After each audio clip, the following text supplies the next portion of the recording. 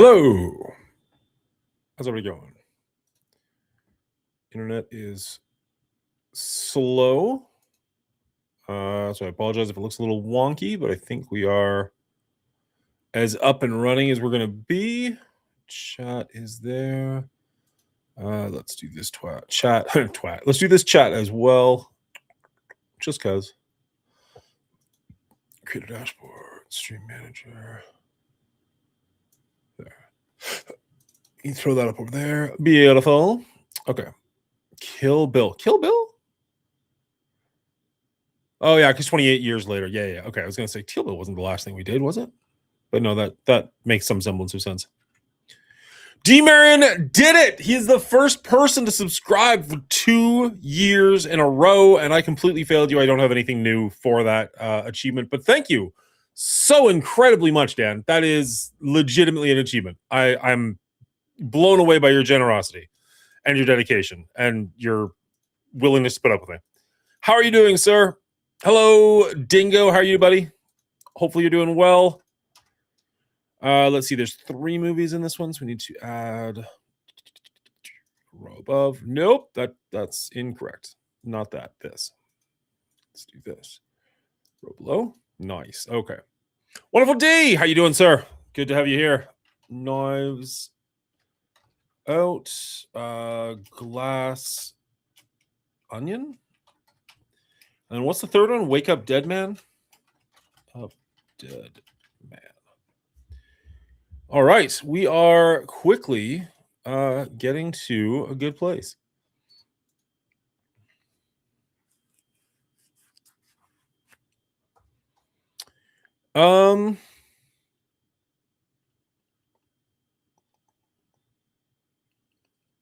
Dan, I'm going to offer you something here because when Bubba Hotep was the first person ever to hit the 1 year mark, I bought him some merch off of my shop. I'd love to offer you the same thing. If you want to head to the merch store, find something that you like, let me know, and I will buy it and send it to you. We'll figure that out off air as far as like your address and all that stuff goes.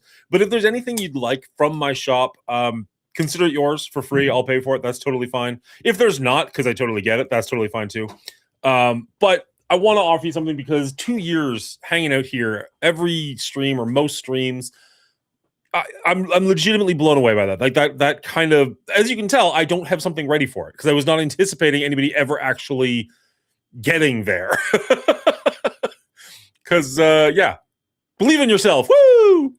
But yeah, if you're interested in that, go ahead, take a look. Let me know. We'll figure it out behind the scenes. Hopefully you're actually around to have heard any of that. I've never seen this film, but I'm not particularly interested in watching it, so I might as well stay. Don't worry about it. It is the offer is on the table. I understand if it's not the greatest offer you've ever had, but you know it's there. All right. Brian just went live. Will is already live. I don't know if Will is planning on continuing his stream, like stream sharing. But let's see what these guys are up to and get them over here. It is 22, so we do have time to play a game or something. We'll knock on Will. And where's Brian? We'll knock on Brian. Can I knock on both at the same time? I don't really know how this works. Knock on Brian. You can only have one active collab request for channels that favored you. Are you sure you want to swap requests? No, I want to keep my request. That's weird. Mid-rate at the moment, but exiting soon. Good to know. Good to know. All right, Brian is doing his 2-minute warm-up thing. I'll just say ready when you are. Ready when you are. I think it slows down relatively significantly if I leave Twitch open, but I did send Cleaning Agent an invitation, so he just got out? Perfect. Okay. Nice. We are talking about Knives Out from 2019. This is the first of, so far, a trilogy. We'll see how far it goes. I don't know how many movies of these they're planning on making, but I do believe they are still technically successful. That seems fairly new, but okay. They're on Netflix now, so it's hard to check the actual numbers to see how it goes. It shows you as co-streaming but not sharing chat. Interesting. All right, let's see if I can find that. window. Okay, so he did sign up. So let's share chat settings, collaboration settings. No. You think for the amount of times I've done this with Brian, I'd be better at it. Unless, of course, you paid attention to this channel, in which case then you know you're not. Start sharing chat. There we go. Share chat started. Aw, yeah. Okay. I see you, wonderful D, from Cleaning Agent Stream. So I'm going to say that, yes, that is a successful thing. Run7 wants to collaborate. Click to accept 7 seconds ago. Can I collaborate with him and at the same time? Stay in current session. You're already in a collaboration. You're currently collaborating with Cleaning Agent, but you can only participate in one collaboration at a time. During the collaboration will remove you. When did this happen? Because I'm sure I've collaborated with more than one person before. Stay in current session. Wait, what? Show chat's enabled. Remove. Start viewer call-ins. Can I? Will has joined the stream. Will has joined the stream. What's Good day, up? sir. Hello. Not too much. It's only letting me collaborate with one of you at a time, which I swear when we did headlines, we collaborated like 7 wide. Yeah. You should be able to collaborate with a lot of people, as far as I know. I've seen multiples on other streams. But why won't it let me now? Yeah, Rel, I think I did. Oh, invite a guest. Okay. Down a little because it's usually a little hot on Mongoli's side. So send invite. I don't. It usually sounds a little loud in my ear, but then when I go to edit it, it doesn't sound that bad. So I don't know why, but like when we're recording live, there are times where I'm just like, wow, you or Brian just come in real hot all of a sudden. Right. Is it just me? Do you sound low? I'm guessing it's just you, Rello. In fact, I'm betting money it's just you.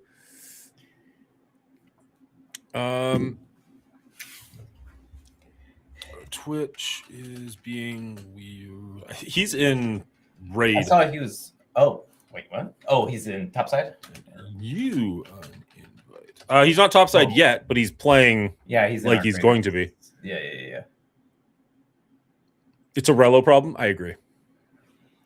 Everything's Rello's problem until he makes. Hey, that looks like Brian joined us. Show chat is enabled. It should be good all the way around.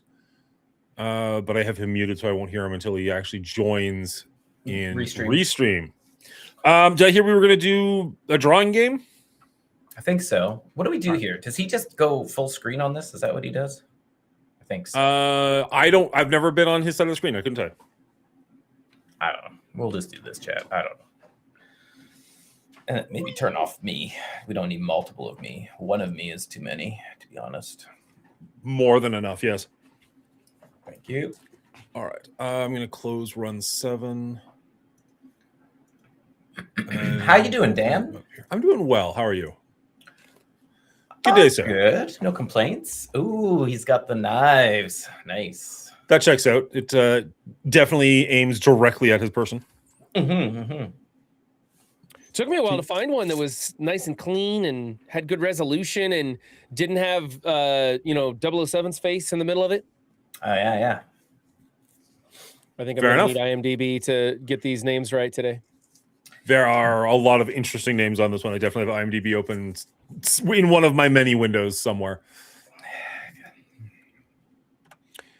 I was all excited to get into some ARC, and it didn't happen. Just running late or what? You were later than you said you'd be.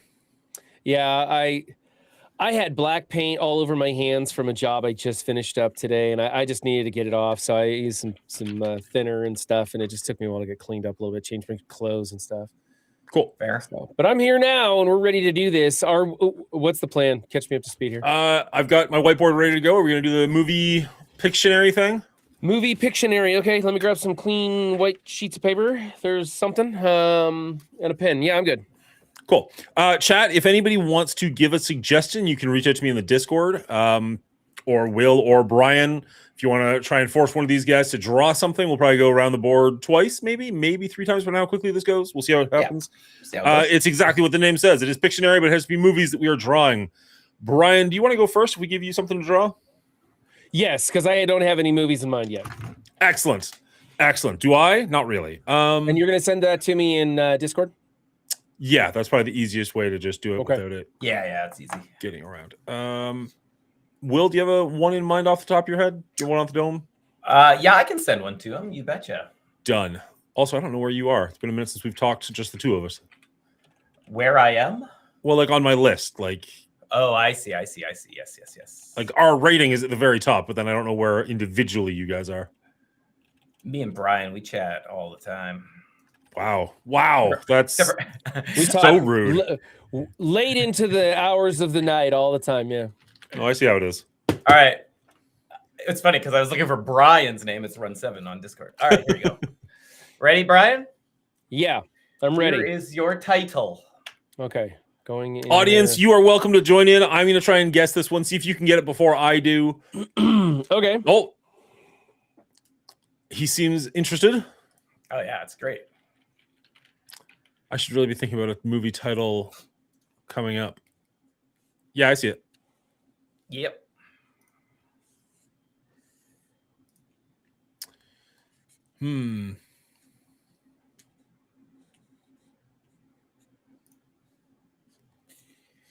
All righty then. This was an epic track by Will Smith. What's up, Obi Dabs? Random, but okay.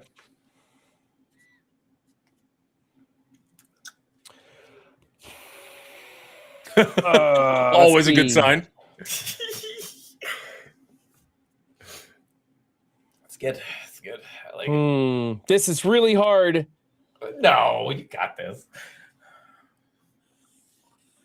I'm torn between trying to think of what it is and also coming up with the A next different- movie that I'm going to give. Yeah, for sure. Just wait till you Okay. see the picture. It'll be Okay, worth I'm 1,000 ready. titles. That's good. That's great. It's a cowboy. It's a moon. It's 12 o'clock, midnight in the desert. Midnight cowboy. Yeah. Yeah, I was like, All He's right. got it. I've He's got all the words. Never seen that. Everything is there. Me neither. You guys have never seen Midnight Oh, it's a classic. It's a classic. And definitely no desert. I mean, he got it. He did a great job. That was the best way I could have guessed it. So Pictionary, different rules for guessing for sure. You don't always have to go by what the movie's about. absolutely. All right, I got one for you, Will. Oh shit! All right, chat, help me, please. Help me, chat. I don't even know what you're gonna do here, sir. Good luck. Is that a movie? Yeah, sure is. I even just looked it up again just in case. Oh no. Not a great start when you don't even know that it's a movie. Yep. Not good. Okay. Okay.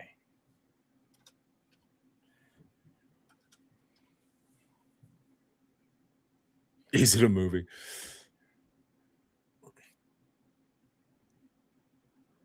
I was looking up for a second as if I was going to be the one guessing. Oh no, this is so bad.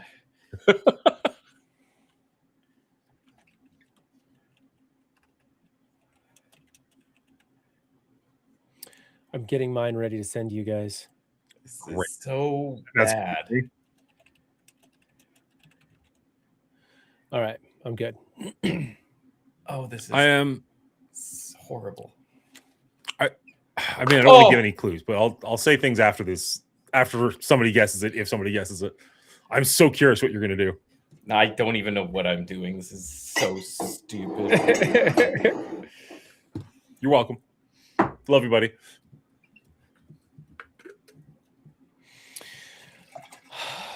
What's up, Obi Dabs? How'd your tipsy topside go, man? I didn't get to hang out for very long. I just left the stream lurk and I went to bed. Oh, my marker sucks too. This is Brian, so are you stupid. doing, This doesn't even make sense. This doesn't even make sense. Oh, I'm an idiot. All right, you're just gonna get. Oh, It's like in highlighter green. What the hell? I know. barely even see that. My marker is so. Give me a.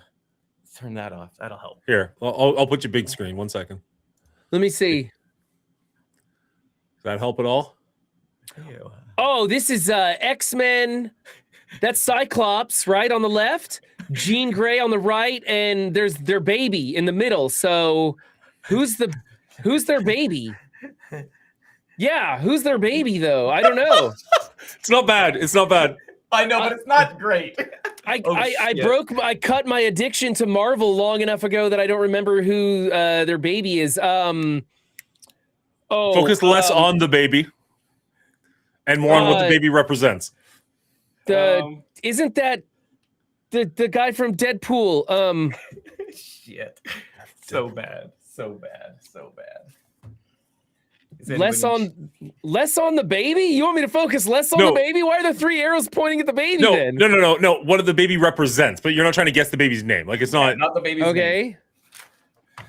The baby represents the next generation? X-Men First Class, maybe? X-Men next in line? next in line. I don't know. X-Men Phase 5? Are you familiar with like X-Men comics at all? Not enough, apparently. So big. Okay. What else can I do? The movie is based off a title of a comic that was like the next generation of mutants, but it's not called that. It's not Star Wars or Star Trek, sorry. I probably wouldn't get it then. I think they were a team in Marvel Strike Force, but it might have been after you left. And they might not be. Probably. What else can I draw? Like Okay, is it New Mutants? Wonderful D in chat says New Mutants. Is it New Mutants? Mutants, yeah. Okay. Yeah, I it never doesn't would have help got that there. I you never never would heard have of got it. there without Wonderful D throwing that up there. I never would have got Thank the you, New Wonderful D. Mutants. Thank you for Wonderful D. Thank you. I do remember there being a New Mutants now, but I never would have got there. What's her name from Furiosa? Hey, when I quit Marvel Strike Force, I ran away from everything Marvel as fast as I could. This came out in 2020, so you would have still been in Marvel Strike Force land. But it was like a much maligned project. It took forever to come out. I sent a letter to the Men in Black, and I'm pretty sure that they came and wiped my brain of that for me. You wouldn't be the only one. All right, sorry about that. I had no idea what. No, that's okay. I knew it'd be tough to draw. I didn't realize how hard it'd be to guess as well. Yeah, that's my fault. I was just the wrong person for that one. I think Clean had a good idea. I got one for Dan or Clean. Who wants to go next? I haven't done yet. Okay, I'm sending this to Dan. 3, 2, 1, go. I need a mental break. Oh wait, I have to guess though. Oh, he'll take him 6 years to draw. Yes, it will. Unless. What's up, Omega Man? Welcome in. Could have drawn Magic. Do you know who Magic is, Brian? I know who Magic is, yeah. That wouldn't have helped any, because I wouldn't have been able to depict her from your drawing. Yeah, fair enough. Yeah. Your marker didn't help the situation whatsoever. Yeah, I was like, oh, are my glasses on? What's going on? I'm gonna go to lined paper but black Sharpie. Hopefully that'll help. There we go. What's up, Hillary? Hey, Mrs. Hillary.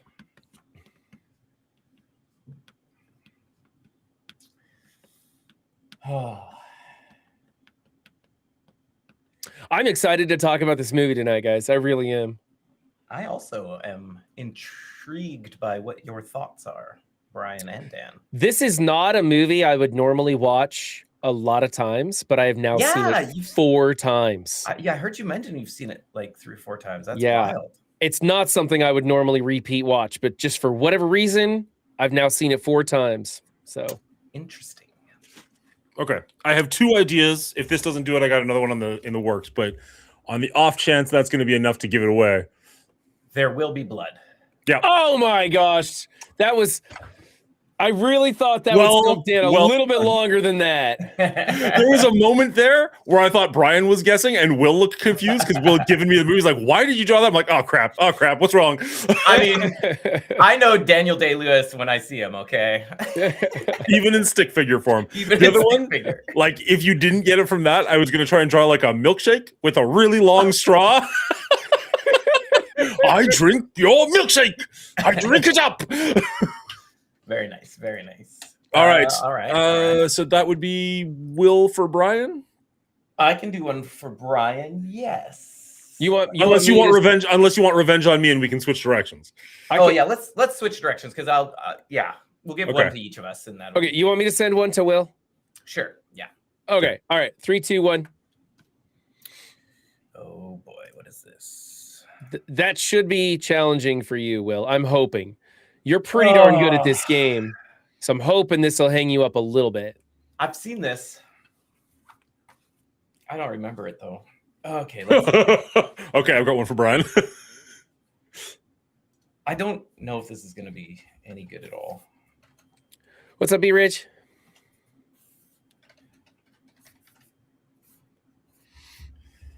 I don't know if that's even in the movie, but that's fine. What's up, Bridget? Hello, Hillary. Hello, Emma Frost. Frostilica. Omega Man. Good to have y'all here. Frostilica? I don't know. Frostilicia? Yeah. Sure. I always thought it was like Metallica, like Frostalica. I guess maybe you could be right. I don't know. Emma's changed their name and added and manipulated it a bit over the years. I don't even know what this is. This is so stupid already. You're not Tank? guessing. You're not guessing. You gave it to him. Yeah, you gave me this. That's how You far off gave it him is. the movie and have so little clue on what he's doing. You're guessing. I don't even know the movie I sent you. Oh no, Uh, that's not a good sign. Little tank man, little tanker, He's never gonna get it. tank midget, tank girl, tank. He's never gonna get it. Run from tanks, running track runner. Ignore this. Okay, no tank. just a third little person, stick running man. Those people are It's just littler standing. than the other people, Dan. What do we call people that are littler than us? Kids. Oh my God, we're on the right track. All right, the running kids. No, Kid. no. All right, nope, just kids. No. No, Nope, not kids. You're in the right direction. Keep going. Children. That way. There we go. Children of men. Yes. Okay. Why a tank? Why was a tank there in the first place? I thought there was like Dictionary with a thought there was little war bit and of stuff in that interpretive movie. dance. I told you I don't remember the movie that well. Okay, I thought they okay. were I thought that for some reason there was like battling and Oh. war and stuff, but maybe I'm crazy. I don't Oh, my face hurts. think from- so, but it's been a minute, so I'm not entirely sure. But they do Yes. find like a The pregnant woman world or is in something. chaos because no one is having babies, and they think Yeah, all of nobody can get humanity is pregnant, going right? to end with that generation. So Mhm. there's famine and And- war, and everybody's going nuts. Okay, I've got one from a viewer for whoever hasn't drawn yet. I Yeah, I think drew. you're giving it to me, and I'm giving one to Brian. Yeah, Okay, I think will so. give one to Monguli here, unless you want to draw first, Brian. I don't care. Doesn't matter. Just send it over to Dan. You seem excited for this one. I mean, this comes in from Rello, so you know, wild Oh, card. George. Oh dear. The fact that we all know what that means. Oh, okay. Okay. Thanks, Rello. That could have been much worse. I mean, it's not going to be easy, but it could have been much worse. For some reason, I thought there was tanks and children. Man. It's been a minute.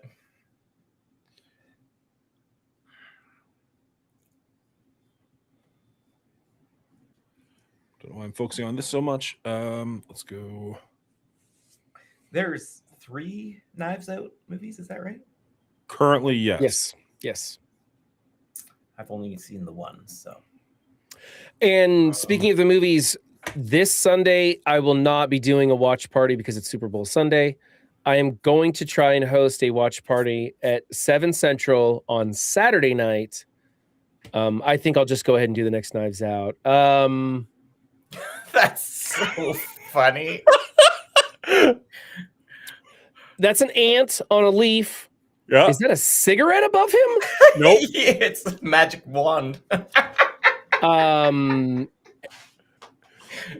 ant's life. Bugs. A bug's life. There it is. Yeah. There it is. A bug's life. There it is. Okay. It's a freaking It's a health health bar. bar. Was that a health bar? Okay, that makes sense now. All That right. works. Video game nerd. Hey, I know my audience, all right? So funny. That was so funny. Well done, Rella. Appreciate you, buddy. That was super funny. Oh man, I don't know if we All right, so Dan's gonna send one to me now, and I got to draw it. have we done this before. I don't think we have, but I'll send it to me. I'll let you know. if you don't know what Dan? if you don't know what it is, I'll do a different one. Never seen this. I've heard of it. I don't know anything about it. I have no idea. Do you what want a I'm- different one? Screw it. Let's go for All this. right, we're going I'm not for one it. to back out of a challenge here. I put Let's a tank do- in Children of Men, so you can do whatever you want. We can get there. We can get Yeah, there. that's. I don't know if I'd brag, but sure. Yeah, go for it. I'm not a nerd. You just spend time with them every week. B-Ridge. I love how you're so against all these terms. Like you think they're all bad things. Nerds rule the world. Nerds play Diablo 4B. Sorry, you're a nerd. That's not nice. Again, you're always... I'm a self-proclaimed nerd. I don't think it's a bad word. I know. I don't think it's been a bad word since like 2001.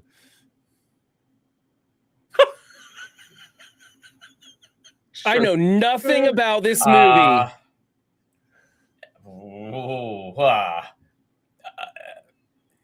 The alphabet murder? Nerds are awesome, Panda Blue. Wait a minute. Uh, what the heck? What did you change anything? No. Okay.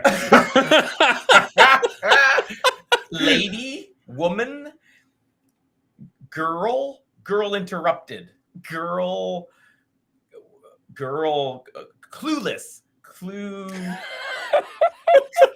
I mean, that's Yeah. not bad. It is a girl with a bunch of question marks. I like it. Yeah. Um, Girl with the alphabet tattoos. I don't know. He's kind of in the ballpark here. Beaver says Gone Girl. That's a good. I No. have no Beaver. idea how to make this any better. I really don't have a clue. Girls Gone Wild. Did they make that a movie or? Oh, I want to. Girl, I want to help with it, helping. C. I don't know. Girls. There's a musical called Spelling Bee, but I'm guessing. Okay. Backup Girls. I don't know what to do about this one. Let's see. I sent you something. I don't know if that'll actually help you. Oh, okay. I can do that. Girls, all girls school. That's supposed to help me? Are those doors? There you go. Are they okay? Yeah. So Yeah, there we go. girls. Get off, What girls. the- Giggity. Lay multiple doors. I've never seen the movie. I don't even know what it's about, so I have no idea what to do other than the two words that are in this title. What's the name of that movie? Sliding Doors. No? Great guess. No, I don't know if he's close or not. he's not. But based off of what you drew, it's not bad. It's the only thing I can think of with doors in it. Shit. I have no idea. And I don't know if you know the movie, Will. So I don't like. I mean, you've definitely heard of it, but I don't know if you've seen it. So I don't know if Right. I can help. More hair. I don't know. Making sure you understand that's a female. Okay. Through the Looking Glass. Is that a movie? Alice in Wonderland? That's supposed to be a name tag. Are the like a game show? What the frick? I think we finally found one we can't get past. So confused. Check chat. I was gonna say, chat's got it. Chat's got it. Sophie's Choice? There we Yeah. go. Oh. Have you seen Sophie's Choice? I've never even seen a trailer for Sophie's Choice. I don't I've think I've heard seen of it. the title. I don't know anything about the movie, so I didn't know what to do there, other than make a woman trying to choose something. It's Nazis forcing Meryl Streep Meryl Streep. to choose which one of her kids she gets to keep. Oh, that's It is. horrific. It's That's horrific. horrible. I mean, there's a lot more movie to it, but that is what the name of the movie is from. Oh my goodness. And now that I've brought us all down, do we have another one to draw? Ending on a high note, let's get into the movie. Sophie's Choice. Is that an AFI Top 100? Probably. Yeah. I don't know if it actually is. I watched it a couple years ago at work with a coworker, and the choice sticks with you, and I understand why the movie is as popular as it is. The rest of the movie is dull as shit. Yeah, it is. We going one more round, or are we gonna get into Knives Out? We are 10 minutes past the hour, but Brian, you said you actually have some time tonight, so it doesn't. It's up to Will. It's up to Will and you guys. If you guys want to stay late, we can play around. It's entirely up to you, or we can jump. I'm excited to get into this movie, but I got all the time in the world. Has Will drawn twice yet? Yeah, I sure have. Remember the Okay, yeah, you're good. Okay, green globs and the tank. I just remember the bad marker the first time. I didn't remember a second bad marker, but you must have replaced it. That's because I switched, to Sharpie. Classic Nazis. Somebody in chat send me a DM with the movie title so I can throw it at. I guess. Oh, I got one from Rello. There we go. See, Rella's in. All right, who wants a Rello movie? Yeah. Send it. All right. Send it. All right, it's yours. 1 second. Oh shit. Sure, Rello gave a nice light lob to y'all, and now he's gonna just ruin me. I mean, it's not the hardest thing to draw, but it's interesting. Oh shit. Okay. I almost wish we had to do things from the movie instead of I know. a title, I'm but not. like, no, I know, because there's there's definitely ones where it's like, no, it's way easier to guess to draw the title of the movie out of context than in context sometimes. Yeah. Draw more, Bridget says. This game's fun. Yeah, we can keep going. All right, I got one for Will. He's doing that now. Does somebody want to send me one for Brian, or send Brian or Will one for me? Are we allowed to play? Like, you want to get in here and draw? I don't know how we would do that, but I mean, chat's definitely allowed to throw them up there. Hillary's got the link to this. She theoretically could just come back in, assuming she remembers she has the link for this. And if anybody in chat wants to join us for like a couple of minutes at the end of the episode, get their thoughts in on Knives Out, let me know. Send me a message in Discord. Okay, Brian, good luck. One Flew Over the Cuckoo's Nest. Yeah. I was gonna say, like, that's if you don't have to draw the movie, that title is actually really easy. Yeah. That was a good idea. Number one, Flying Over the Nest. I like that. Yeah. That was easy for me to. Miss Hillary sent Cleaning Agent a movie. Yeah, I sure did. Who wants to draw? And one to run as well as for Dan. Sent me one. Okay. That one's for Dan. Okay. I can do that. Uh-oh. Who wants to draw and who wants to... Should I send you one, Dan? She said that it's for Dan, so if you've got the one for me, go for it. Send that one to Dan. Oh, and then okay. I've got one for you, Dan. Or for Brian. Hold on Sorry. a second. Just need to make sure I'm getting the spelling right. Yes. Okay. This could be an entire stream. I wouldn't hate it. There's a couple of like longer games that I'd love to just hang out and play with you guys, as opposed to. I send it over to you, Dan. Oh, okay. I think this is one of my favorite go-to games. It's just easy for us to jump into and pick up and run with, and I always have fun doing these ones. So I like throw it. Movie title out, easy peasy. It's all good, Mrs. Hillary. It's all good. Although I've probably never seen this movie, so I'll mess it right up. But... Game last week was really fun, but took a long time. Yeah, for sure. Yeah, doing the makeshift movie reviews for movies we haven't seen. No, last week was the guessing game. Yeah. Oh, that's right. Yeah. Pick a character each and try to guess each other's character. I thoroughly enjoyed that, but it did take a long time. Oh shit! I'm supposed to guess this. I've never heard of this movie, but I mean, wait. I don't know why there's two question marks on your picture, Dan. Mrs. Hillary sent me this exact thing. Oh, she sent it to both of you? Yeah. If these ones could talk. Sure is. What just happened there? Mrs. Hillary. Mrs. Hillary doesn't understand the how the game works. And that's fine. I barely understand it myself. So I told you I effed up. Oh, Dan was supposed to guess. You said it was for Dan. Yeah, but didn't Okay. didn't specify to guess. That's okay. I told you I fucked up. All right. I'm not even effed up. That's all good. It's all good. I've got one for whoever wants to draw. Give it to Brian. All right. Brian. If the walls could talk, wonderful D. If these walls could talk. Ready, Brian? Yes, I'm ready. I'm not even effed up. Sure. Okay. I forgot I was not ready. I don't have my paper, but I'm going to figure this out real quick. I don't even have my pen. I put everything away for some reason. Okay. I love that I'm seeing my emojis float by on Brian's screen. Okay, here we go. Rello, we did yours.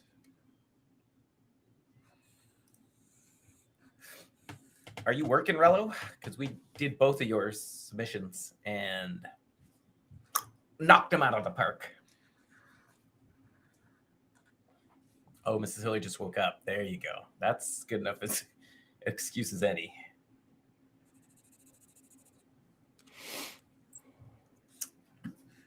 This one could go into movie territory of like, this is what happens in the movie. Or it could go the other way completely.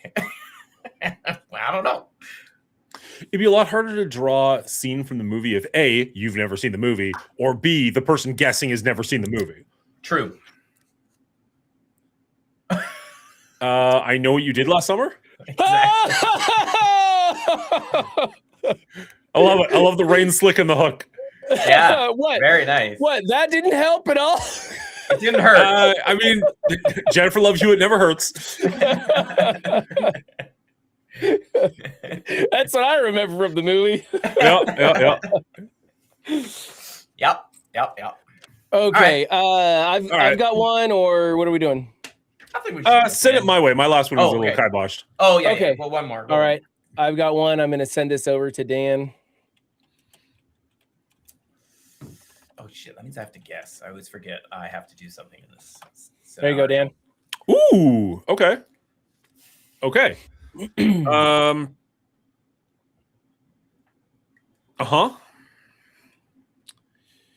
I always have this ambition of what I want to make it look like, and then remember that I can't actually draw it. It's like, oh yeah, no, this is gonna be much worse. Yeah. If we could draw, it'd be so much easier. Okay. Cleaning agent always gets these. So this next one that I send to cleaning agent, it's going to be a doozy. What the flip? What are you talking about? I always get them.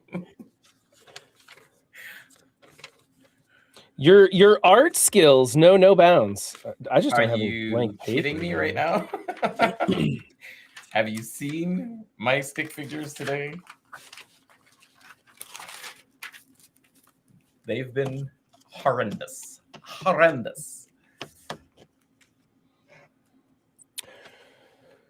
I'm just worried. The only thing is, if I send this to you and you haven't seen it, it'll be nigh impossible to do. And in fact, you know what? I better pick something else, because if both of you will have to seen it, because you can't just do it by the title. So I'll pick something else. I see. I'll pick something else. Because like Sophie's Choice, like I hadn't seen it, you hadn't seen it. We weren't getting anywhere on that. Tricky. Yeah. I know of Sophie's Choice, but hard to draw. Question mark Sophie. Now I know question marks means you need the name of this person.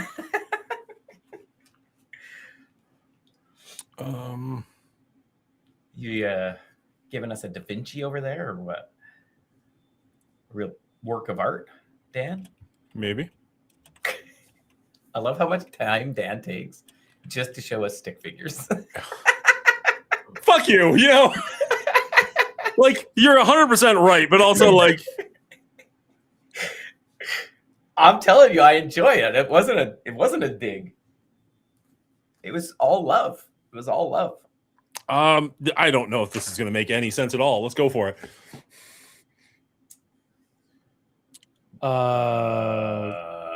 Art of War. You're not guessing, Brian. You're not guessing.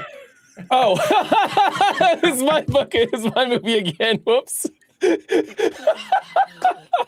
I got a lot You're going so on good over for the here, and I keep forgetting self-esteem. where I'm at. You're so good for the self-esteem where you can see my picture and be like, I have no fucking clue who that is. I must be guessing. Sorry.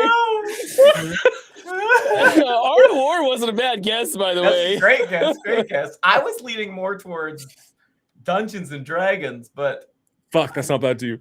I don't know what else this could be. There's some weapons, and then shooting equals death pirate sword.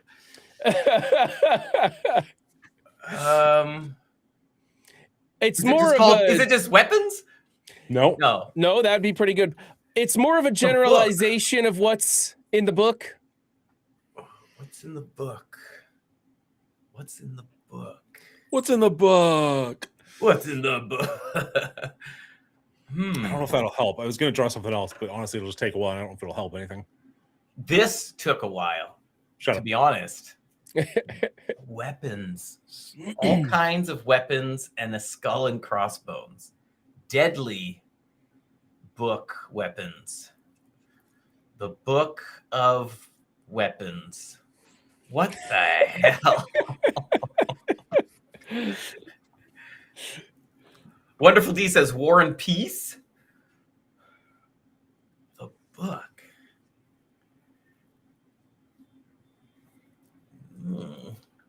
Never ending story. Maybe the third one. It's a mess. What the heck? It's a book with all kinds of weapons. Oh, Rello sent me one. Rello, they'll get that one right off the bat. I got to go for something harder. I've been playing this game with these guys for a while now. You can't throw them softballs, man. You know, sometimes a softball feels pretty good. Oh, Bernsey says The Princess Bride. That's a possibility?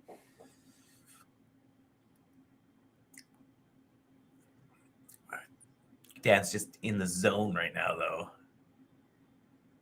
It's like, you didn't like my sweet weapons? I'm going to give you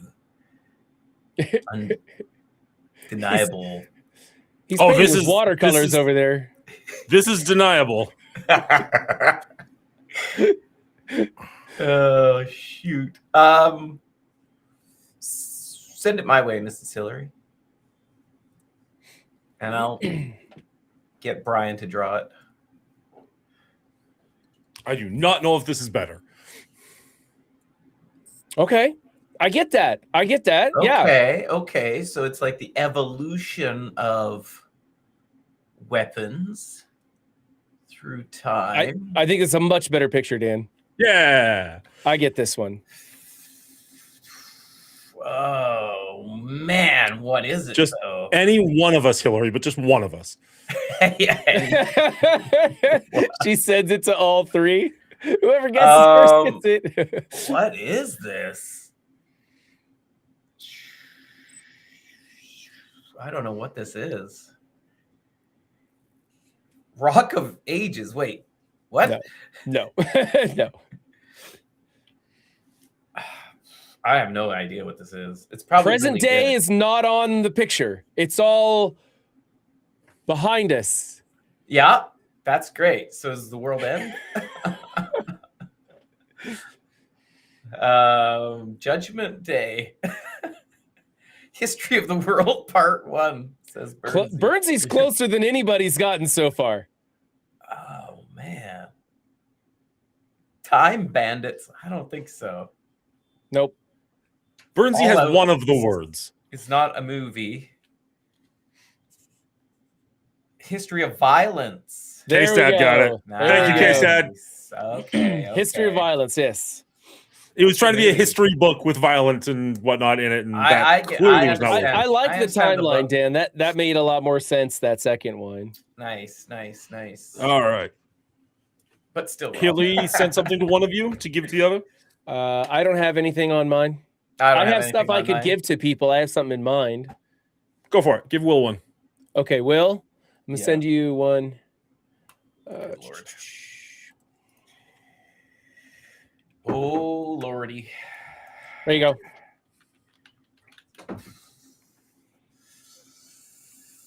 Yay. Lots to draw here. Lots to draw. Why do you got to be like that? I don't even know. It's like... Okay, do this. Yep, we're doing exactly that. Oh, this is horrible already. We got like Have you guys given any thought to what month we're gonna give each other movies to watch for the show? Have Titles not put any or thought- movies? Have not put any thought to that at all. No. Okay. The idea is each of us brings a movie to the table that we all watch and rate. Correct. We all do our own Patreon pick. Basically, like a Patreon pick, but we get to choose Okay. for 1 month a year. If this is going to be something that goes on multiple years, which currently Yeah, okay. is. I have so many movies that I want to. Oh, I know. There's tons of films that I see, and I'm like, oh man, I wish we could watch this with the guys. Like I want to just join the Patreon account just so I can be in there and try and persuade them to pick certain movies. I seriously debated doing that, and then I was like, I don't want to like. Even though I would also be paying, I don't want to pay and then tell other people to choose my movie. Right? Yeah. Exactly. Right? Like that felt dirty. You are dirty. Make us watch May. I like it because like March Madness is the first thing that came to mind, but I don't love that very much. Poison Violent Pizza. Pie? Run, would you stop Well- guessing? Run gave it to you? I thought maybe No. Hillary gave it to you, so Run was actually guessing. That's amazing. We've got a bow and arrow, moose. No, Pisces. It's the signs. Okay. It's what are those called? Astrological, astronomy, empty signs, pi signs, signs of pi. Everything but the right word. Oh, come on, Chad. You're going to get this Star before chart. Dan will. Star chart, astrological graph, poison graph, poison Zodiac killer, or the Zodiac, or is it just Zodiac? it's Whatever the Zodiac, Zodiac. yeah. I 100% stole that from Yeah, there's a Bernsey. bunch of people in chat that had it. I didn't want to say it right off the bat, but yeah, Zodiac. Nice job. Nice job. Nice Oh, job, actually, a nice bunch job. of them had it. Never mind. K-Stad's got it first.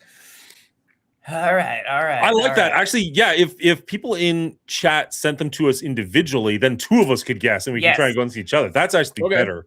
Wait, so Mrs. Hillary. Well, Rello and Miss Hillary have done it already. Send- if somebody wants to sent send one to one of me, us, I can draw it and you two have to guess it. Okay, right? let's Yeah, do it. exactly. Let's do that. Let's do but that. she could do it to any one of the three of us, or Yes, chat in yes. general could do it to any one of the three of us. Yeah. Right. Exclamation mark Discord. If you're not already in the coalition, come say hi. All three of us are in there. You can find us pretty easily. Are we?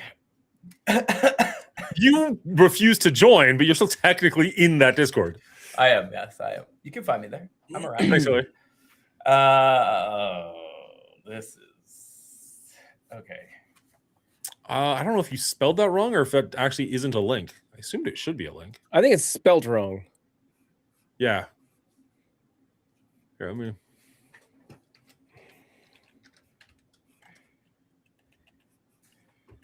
There it is. Okay. Thank you, Larry. Appreciate the support.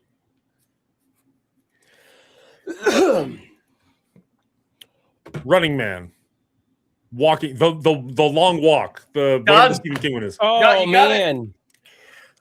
I didn't even have to make it the long walk. Somebody I just had sent me walk. something else earlier that got stuck in my head and I couldn't get around that one. And it was sending me down the wrong path. I Queen Agent crushed Discord is better, independent, free from Dan's tyranny. Wow. that. Wow. I mean, you're not wrong, but a little harsh. I see how it is. Hey, Dan's running my Discord for me. I'm all about it. Yeah. I think that's actually what it's become. It's just the lazy man's Discord. Like, Dan will do all the work? Fuck yeah. All right, sure. Yeah, okay. Mine's just the Old West, dead and alone. All right, who's next? Did we have one for like three of us to do? or for two of us. I was gonna say I don't know how we get three of us to do it, but Yeah, nobody sent me If somebody in nothing. chat sends me one, I'll make them do it. No, if you get sent one, send you one to draw. Brian to make Brian do it. Yeah, Brian has to draw. But it then to you get- guys have to guess my drawing, is what I meant. Correct. Yeah, which is a feat in itself sometimes. Oh, Hillary just sent me one. Okay. Bingo, bango. Nice. Okay, I think I can do this. I haven't seen it, but I think I can do this. We know how well that went last time. Sophie's choice. Sophie's choice. Sophie's choice. Spartacus. Just name old movies that maybe Ren hasn't seen. He hasn't seen it, so it's not a rom-com. To Kill a Mockingbird. Oh, good movie. Very good movie.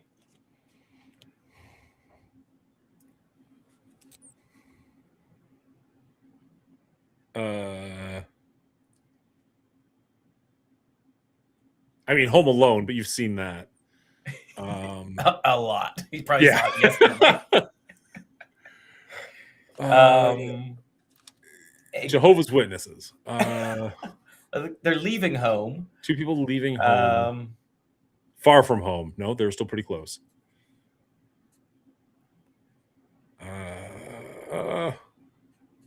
empty house. The Runaways. Exit entrance. They're exiting. Leaving Las Vegas. I don't think she knows the right words, but I wrote numbers down just in case. The people are exiting the house. They are evacuation. The eviction, the evacuation, the Great Escape. Great Escape. That's good. Dos Exos. No. Okay. Into the woods. Out of the woods. Out of the house.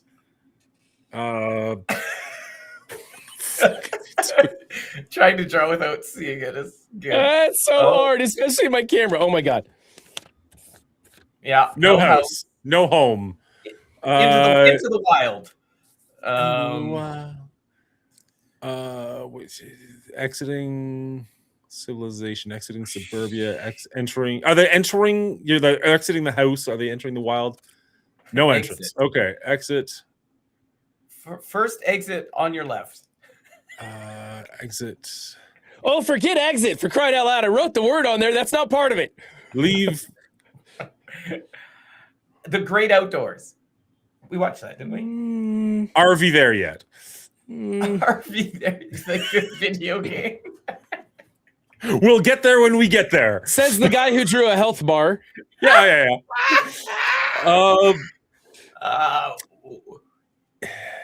Hillary likes it and is surprised you've not seen it.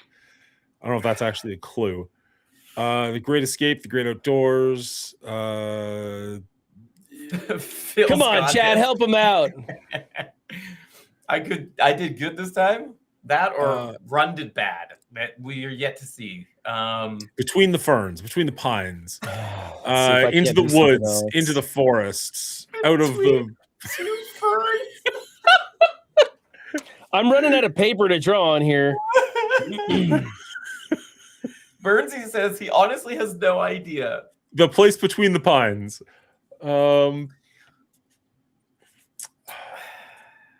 Fresh air. In search of the wilder folk. Breakout. Is it Breakout? Is that Outbreak? Outbreak. That's the movie. No. Okay, here we go. Outcast. Ooh. Alone in the woods. Alone. Out of time. Out of society. Out of people. Out of sight. Happening. Out of Mrs. Hillary. I'm so excited. They are so close. How are they not getting this?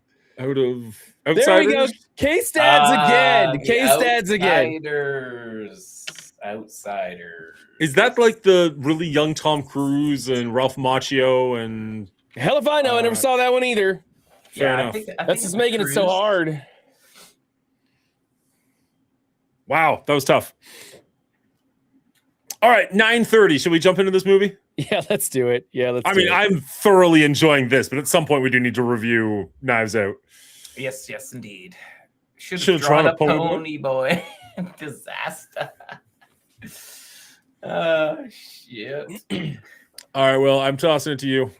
Oh, damn. Oh, I'm almost ready. Oh, okay. I will toss it back from you. No, yeah, I'm good. I'm ready now. All right, I'll toss it back to you. Hot potato. Knives Out 20. No, my camera's effed. Never mind. Knives Out 2019. A birthday celebration ends in tragedy when birthday boy Harlan takes his own life after the party concludes. But perhaps not everything is as it seems when world-renowned private investigator Benoit Blanc is hired to look into that fateful night's proceedings. Blank?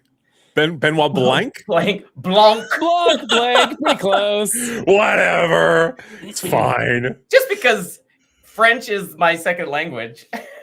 Yeah. Well, nationally, not specifically, I'm sure. Definitely not.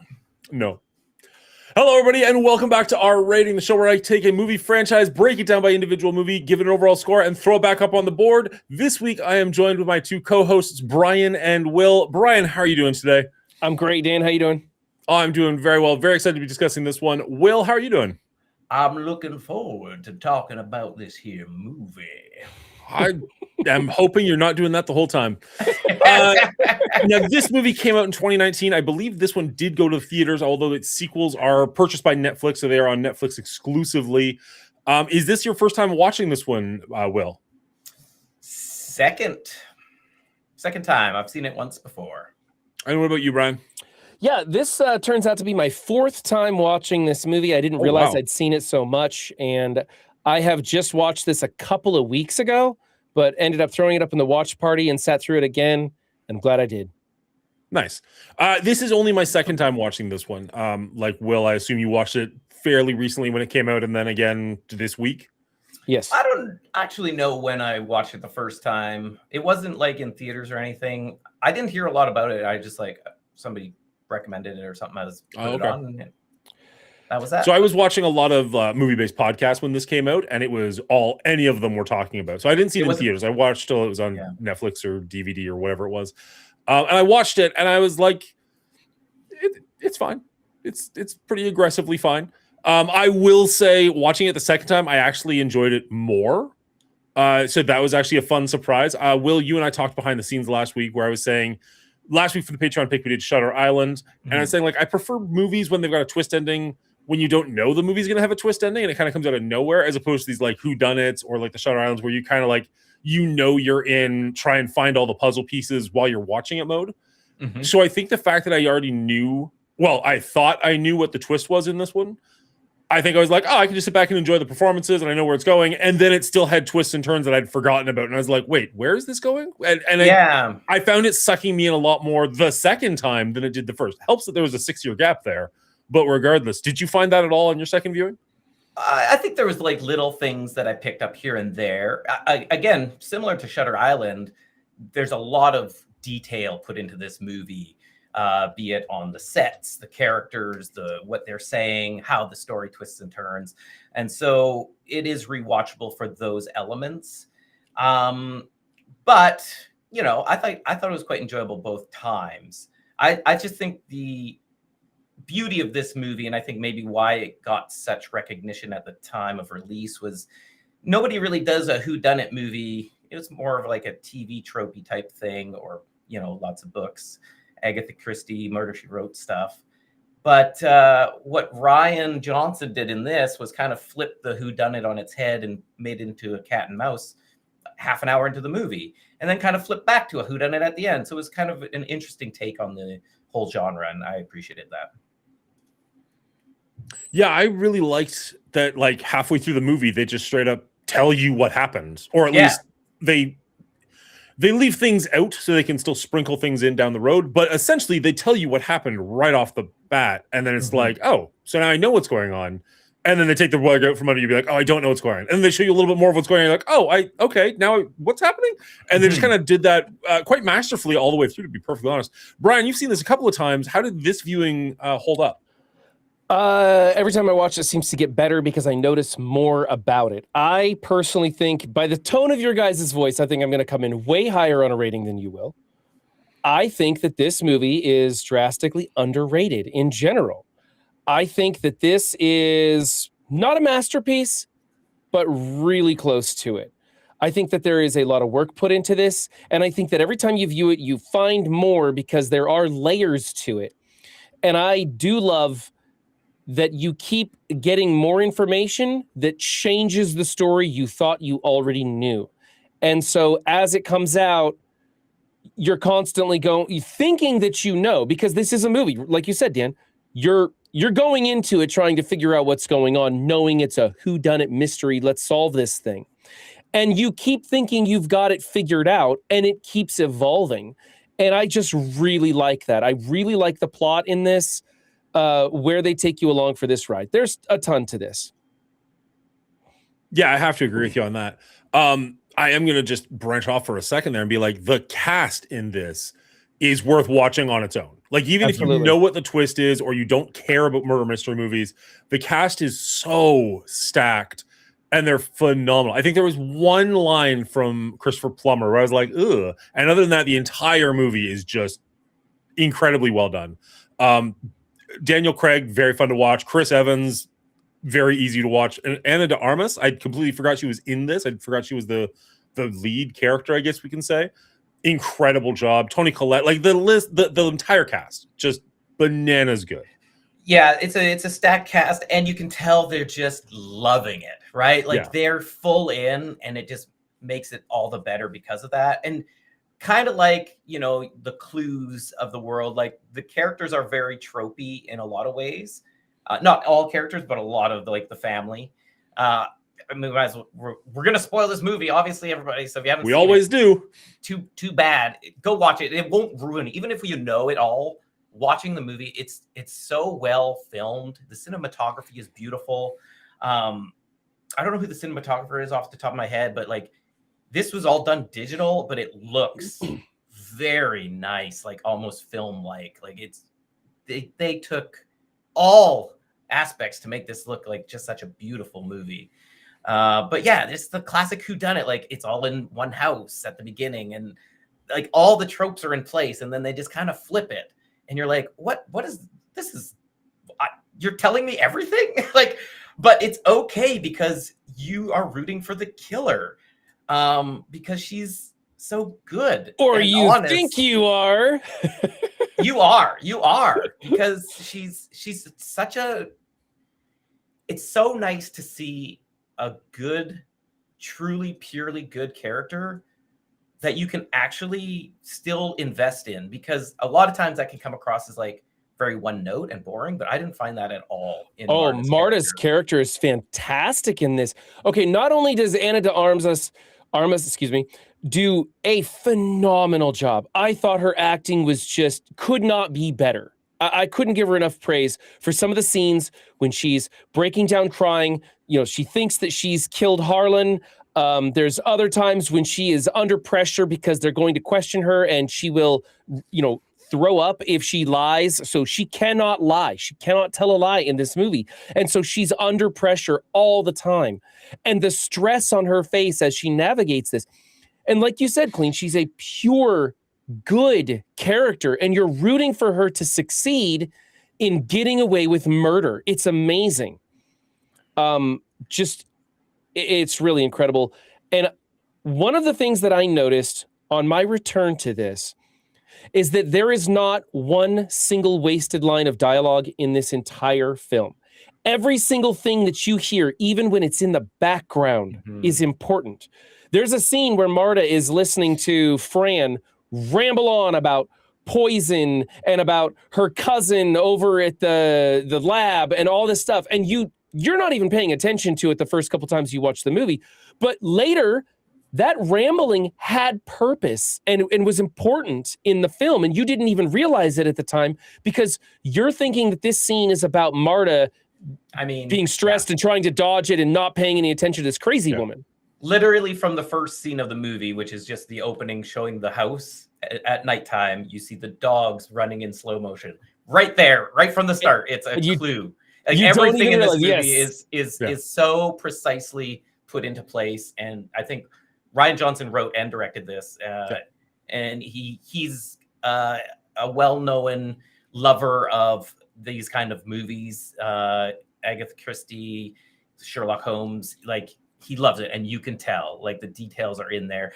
Not to mention, he even puts, I'm pretty sure Murder, She Wrote plays in this, and then there's a podcast that somebody else is listening to about murder. Like it's throughout.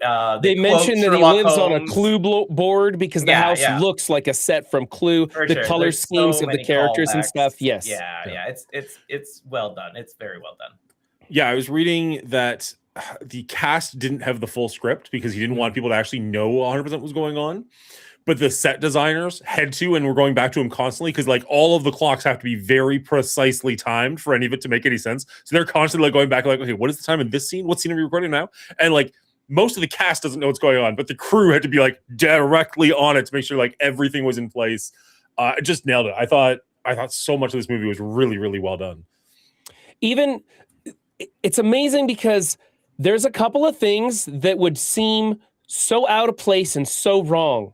But the subtle foreshadowing that you didn't even notice was foreshadowing is so just amazing. You see all these knives behind me. Harland mentions that someone wouldn't be able to tell the difference between a stage prop. It's in passing and you pay no attention to it at all. But because he made that subtle mention, it plays a significant role in the very end of the film and makes it work.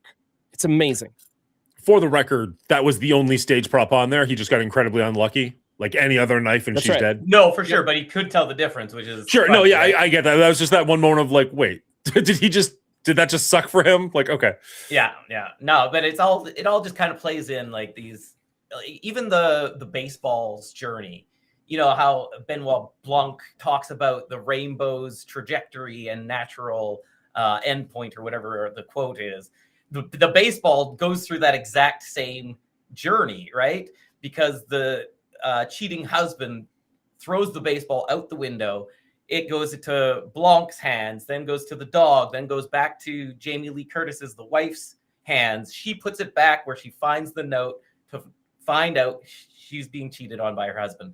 That full circle thing is just so intricately, beautifully, artistically put together that it's just like a joy to watch it unfold. And all along, she's babbling about her secret language with her father, and you think it's a bunch of BS, and then you realize when she holds the lighter up to the note and the words come out, there really is a secret language between them, and she figures it out. Later, you see her husband, soon-to-be ex-husband, with a black eye. Just It's that fantastic. was such a subtle thing, but I loved it. Yes, it was just fantastic. I love watching this movie unfold. I love watching the acting, the set design, the cinematography, everything. About the only thing that I didn't really notice one way or another, and we've talked about this plenty, was the music, the sound of this movie. It didn't take me out, put me in, change me. I didn't even notice it at all. And that's usually a good thing. I'd rather not notice it. Then have them take a swing at some epic sound that really pulls you out or is a little too on the nose. So no noticeable sound for this that went either way is a good score. There was a lot of... I'm not going to disagree with you because the score is not memorable, but not necessarily in a bad way. But there's a ton of sound in the house itself that is fantastic, where you're in one room, but you can kind of hear what's going on in the other room. And they do use that nicely. The creaking sound, floorboard, stuff like that. The dogs barking in the background, they kind of mention like, oh yeah, no, I heard dogs at this time. Like the thump weird of little the things board. like that, like the clue board, like you're talking about, brilliantly done. But you're right, the music itself does not stand out in this one. I love, you mentioned the go board when he like flips it over and it makes no noise because it's like heavily carpeted. It's just like he doesn't have to say anything. You just got it instantly like, oh yeah, he's on to you. I love that.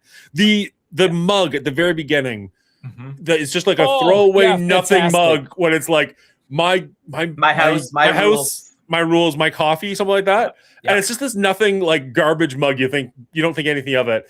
And at the very end, they never really tell you what she's planning to do with the house, but she's just sitting there drinking from the coffee, Taking a like my sip of the house, my coffee. rules. Looking Oh, down so on good. them from the Yeah. balcony. Such a great shot too. You didn't need you know what it's gonna be. These people treated her like trash. They're gonna get theirs.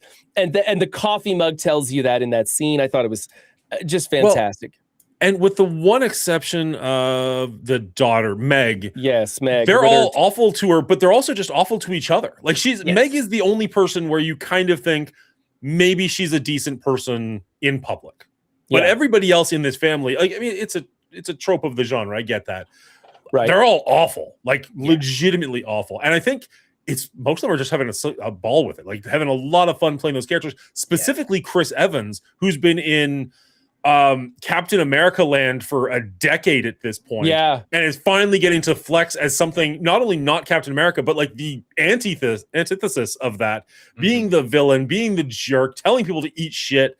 Like, I think he's having a blast with this, and it was so fun to watch him, like the entire cast, but for me specifically, Chris Evans was the standout in this movie. He was the one, like, every time he was on scene, even though I don't like his character, I love loved to hate watching him. his character. Yeah. Right. I had a similar experience with Michael Shannon playing Walt. Mhm. I hated watching his character because he did it so well. Yeah. He did a sleazy, pathetic guy so well. And I hated his character. Props to him on nailing Yeah. that role. And all of them really did it I fantastic. will not eat one iota of shit. Apparently that line was improvised and they kept it in. Apparently he was the funniest guy on set, and I believe it. improvised a lot of his lines.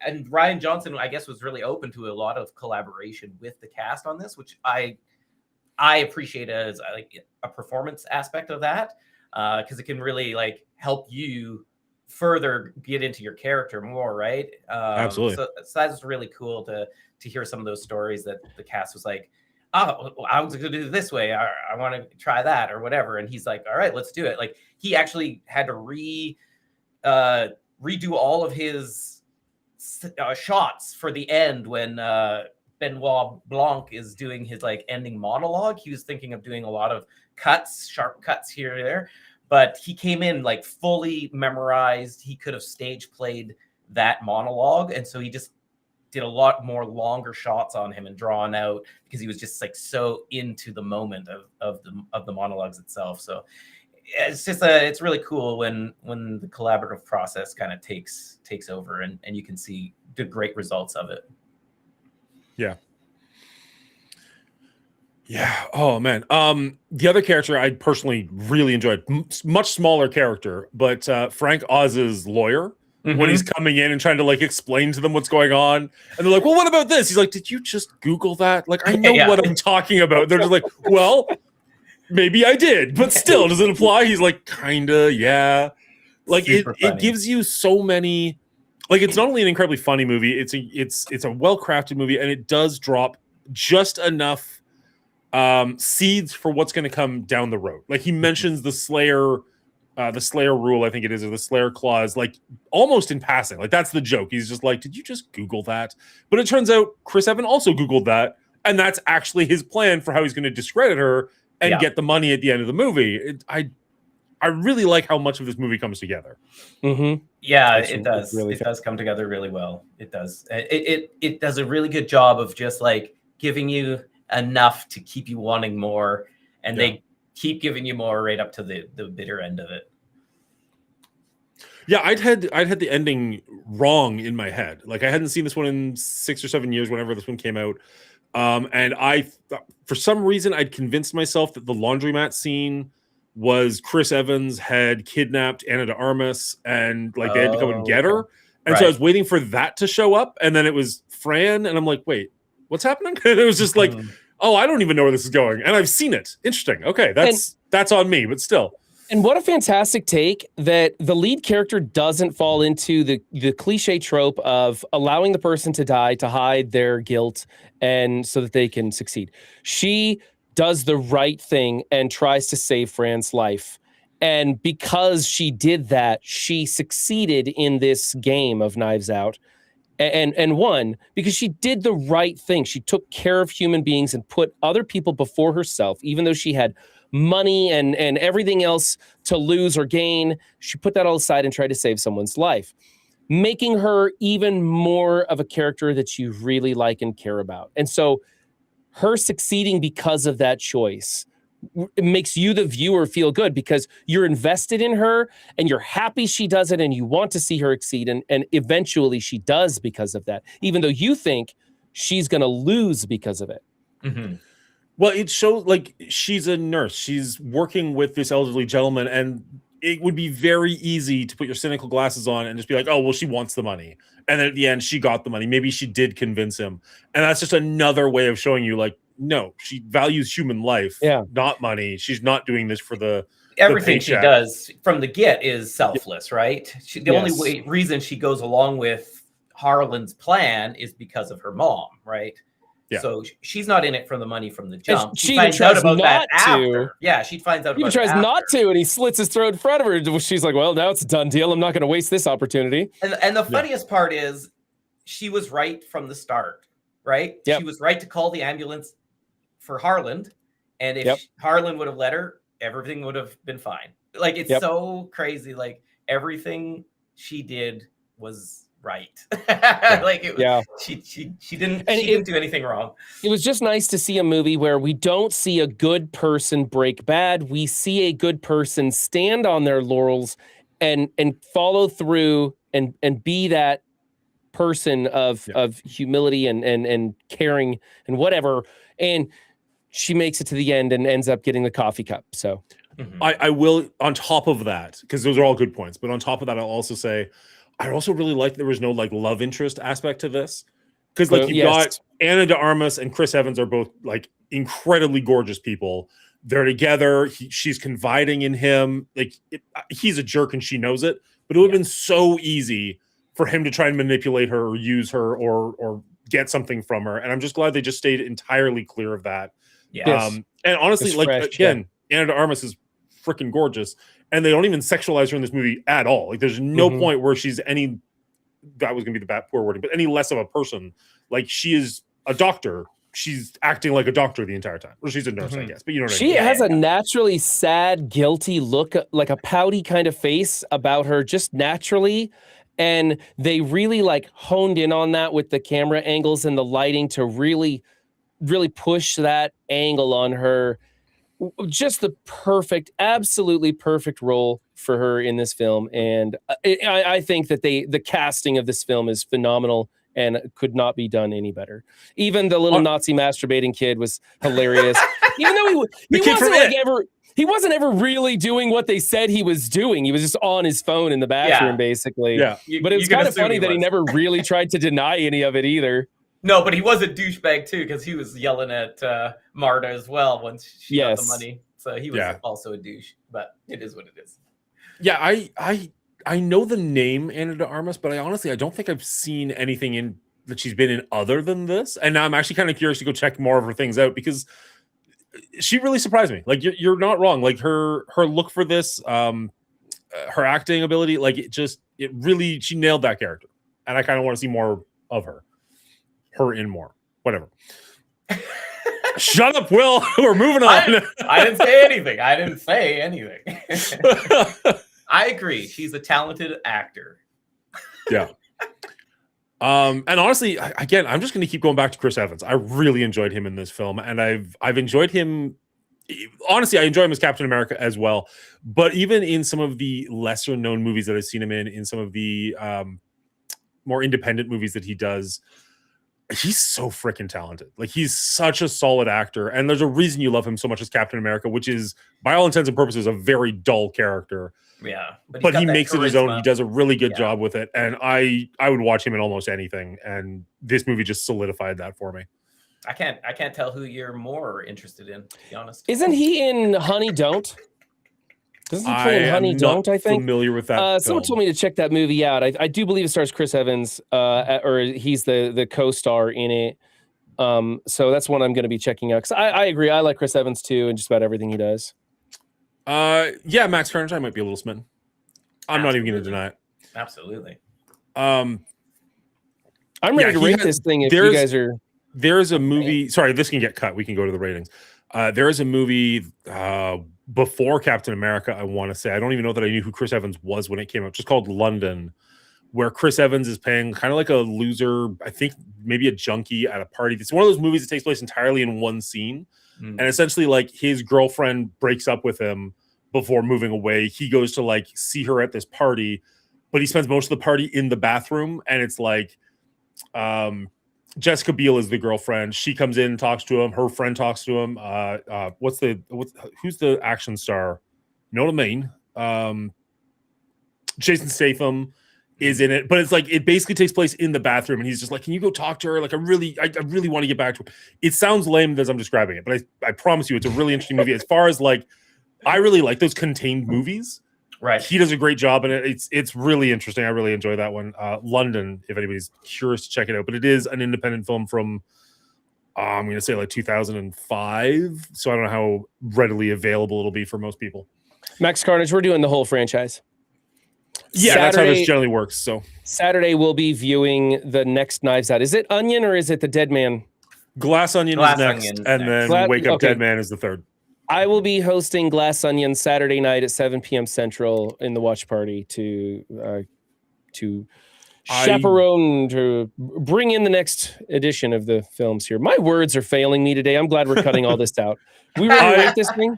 I'm not able to make it Saturday, unfortunately, but I'm hoping to join you for Wake Up Dead Man next week, which I have not seen yet. So we'll see how it goes. Was there anything else I wanted to say before we move on to rate? Will, do you have anything else, or are you good to? No, I mean, just so many fun details in the movie that I could talk about forever. But I mean, just go watch it and then watch it again and then watch it again. If you enjoy it the first time, you'll enjoy it.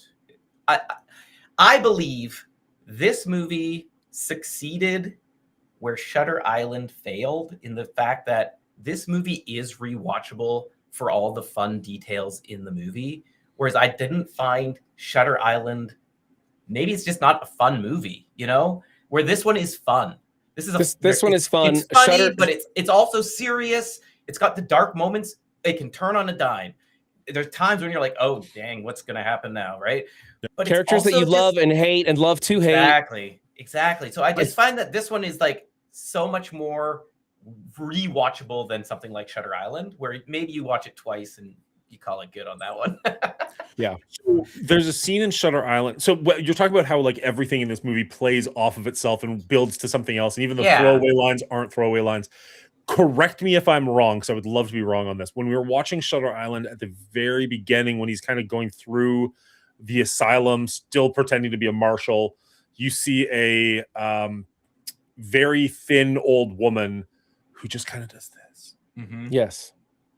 That felt so incredibly like that was just made to put in the trailer and had no purpose in the movie whatsoever. Nothing to do. Yes. She was not related to anyone or anything. Nothing. Right. Well, and if that had been in this movie, it feels like that would have connected to something or two or three things. And I feel like that is the major difference for me between Shutter Island and Knives Out. I guess I could argue that how I could see it is she was told, like everyone else, to play this game, play along. And so she's like, I'm not going to let out the secret, because she's like a mental patient, maybe lobotomized, like who knows, right? Like, so I think it's just possible. Like a tell of like, this is all a game right from the get. But again, it is what it is. I do agree with what you said. I feel like this movie does a better job of making the details more interesting and more important seeming than Shutter Island did. But it is what it is. They're very different movies for very different reasons. Sure. All right. If you like what we do and you want to help support us, consider joining our Patreon. There's a link down below. Huge shout out to our producers, as well as our executive producers, Real Bubba Hotep and Dino. And thank you to our writers, Elder JM 990 and Miss Hillary. Thank you all so much. It's a couple of weeks away, but as of right now, it sounds like Romeo and Juliet, the Leonardo DiCaprio version, is going to be the next Patreon pick at the end of the month. If you want to watch ahead so that you can do that review with us, or if you want to join us for the watch party, you can join at the Patreon at the producer level.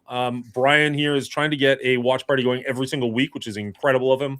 But there is the definitive one once a month where the three of us will definitely be there as much as humanly possible. And you can join us for that, where we watch the Patreon pick before discussing it.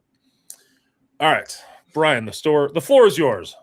Absolutely. So I think that Ana de Armas should have got some awards for her performance in this. It was absolutely phenomenal, as was the rest of the cast.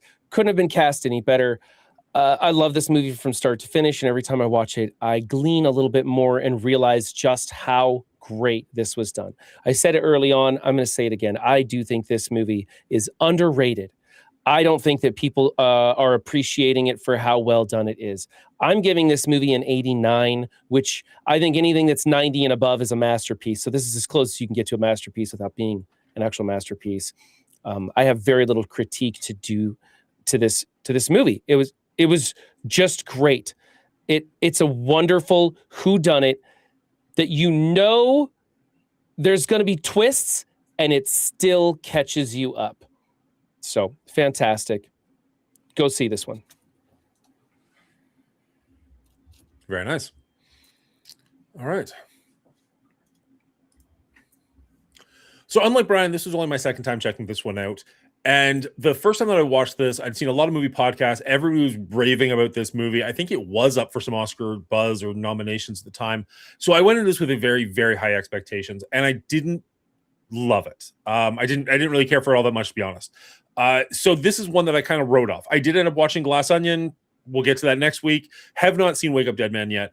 But this is a movie where I'd kind of written it off, and I'm so glad that I went back to this one because it jumped significantly for me on the rewatch. I really enjoyed it a lot more than the first time. And honestly, I don't know that I ever would have watched this one again after my first viewing, and now I'm kind of looking forward to revisiting this one in like 2, maybe 3 years. I don't think I'd watch it again right away, but it might jump up again the next time I watch this one. I have gushed about the cast. I will do it even more so. We didn't really discuss Christopher Plummer. This is one of his final roles in this movie. He did a phenomenal job. I think the entire cast is just absolutely A+ in this one. It's the takeaway that I will give, or the negative to this that I'll give, is entirely on me, where I don't love watching movies where there's going to be a surprise ending. I would much rather watch a movie where there is a surprise twist that you don't see coming in any way, shape, or form. But that being said, even knowing that there was a twist coming, even thinking that I knew what the twist was, I had a blast watching this one this time. And I'm legitimately curious to watch this one for a third time down the road. I gave this one a 74. I really enjoyed it.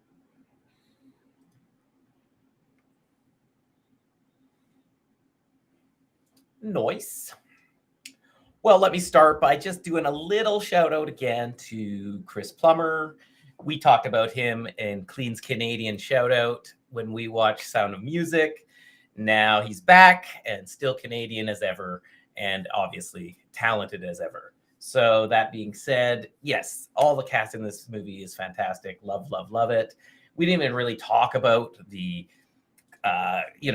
capitalist, wealthy game players versus the, less fortunate or lesser class, and how that is battled in this movie and brought forth.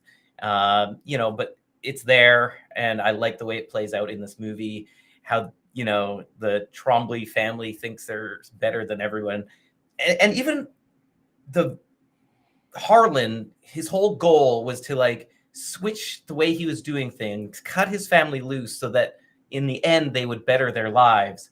But at the end of his life, the first thing he thinks of is to play another game and do it the same way he's always done it. And I think that's so well written, right? Because you always fall back on what you know. And then Marta's choice of not playing the game the way everybody else plays it is the exact reason why she always wins go against him, and the exact reason why she makes it out of this movie on top.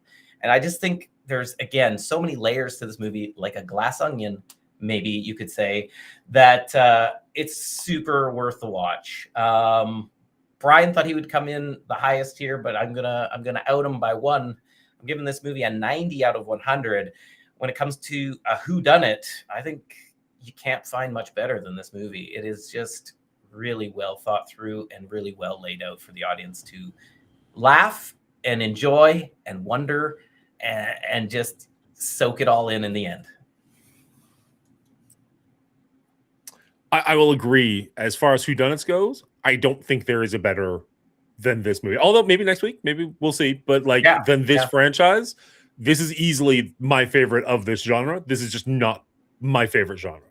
I'm very excited to get into the rest of this franchise because I have not seen any of these. I know I haven't either. The next one. Yeah, neither you've seen this one 4 times. You haven't seen Glass Onion once. I have, yes, but I knew we were going to put this on the list, so I kept myself from watching the next ones and just rewatched this a couple of times. Fair. No, that's totally fair. And I have no excuse. Like, this one came out. I didn't watch it when it was in theaters. I watched it like a couple years later and really enjoyed it. And then the other ones came out on Netflix. I had every opportunity to watch them, but just never got around to it. And so I'm excited to watch the next one. So I'm the only one. I'm the lowest on this movie, and I'm the only one that's seen the next one. Interesting. Exactly. Yeah. Yeah. Well, I will look forward to asking you that same question next week anyways. Yes, Max Carnage. Each movie, I believe, is a separate story with separate characters aside from the detective, Inspector Blanc. LeBlanc is the only one that comes back. And he's the only one through line. Yeah. Not LeBlanc. It's not Joey. It's just Blanc. Yes, Blanc. Benoit Blanc. Blanc. What a cool accent he dons and carries through the whole show. When he gets excited and figures it out and sees the toxicology report and jumps in there with such enthusiasm. Clean, you said he really carried that and made longer shots out of what was intended, and it showcased there really well. He was just into it. Another great performance in there. The other beautiful thing is he knew it right from the jump that she was lying, right? Yes, that was the moment he met her. He saw the blood on her shield. Yeah, he looks down and sees it, and then he calls it out at the end, right? But he also does a couple other things. He says, he just looks at the evidence without any kind of, what's the word I'm looking for? Prejudice or whatever. Yeah, without any prejudice. He just looks at the truth and lets it take him to the end. And he did that this time. And there were so many times when he winds up at the end when the truth arrives there. It was really kind of cool, just like he said. Yeah. He also mentioned there's the two game things. of the foot, right? Like pointing out to her. He says it to her, right? Multiple times he mentions the foot. Like he knew before she knew that the blood was there. As a viewer, I really liked that they didn't use the fact that she threw up if she lied more than they did, because that's not something I necessarily want to watch constantly. But as a detective or as somebody in the house, I would have been using that constantly. If the person who's got probably the most information literally can't lie to me, like I'm pulling a Chris Evans. I'm like taking you out for dinner and we're having a chat and there's nothing you can do with it. Yeah. When I was rewatching that scene and you watch it and he's like, here, have mine. And he's like, could you bring me a bowl to the waitress? Yeah. You don't notice what he's doing until it's done. And then he says, you just ate a big plate of these beans. And now I'm going to ask you the question, here's the bowl to throw up in and everything. It was so funny that it was so premeditated.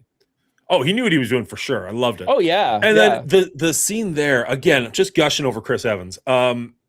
The scene where they're talking and she tells him everything. You don't really see her telling him everything, but it kind of skips in and he's just like, huh. And then you see the actual implication of that where it's like he realizes he's fucked and he's like, huh. It's like it works so perfectly in both situations. It's just one of those like, it's such a nothing little line, I get noise that he makes, but it's so good. It's so freaking. And then even then he says, I wonder why he would tell me that you always beat me at Go. And then that leads to later, why would that be a part of the conversation? Why would you be talking about Go when you were arguing over the will?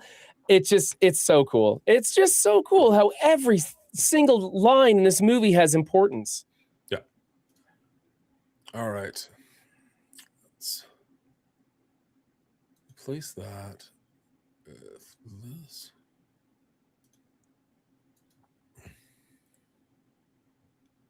There we go. That's what I actually want.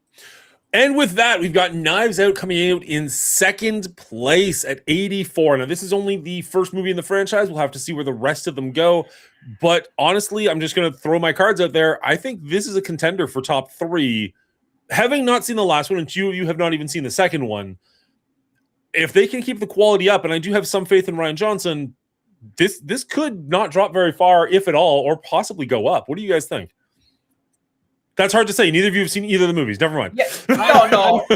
I'm simply hoping that the next 2 additions to the franchise will be close to as good as this. I never expect sequels to be better than the original. That rarely ever happens. Mm-hmm. But I do hope that 2 and 3 are at least worthy additions to this franchise. And if that's the case, and it stays above the 28 trilogy, or 28 days, 28 years, whatever, I don't even know what we're calling that.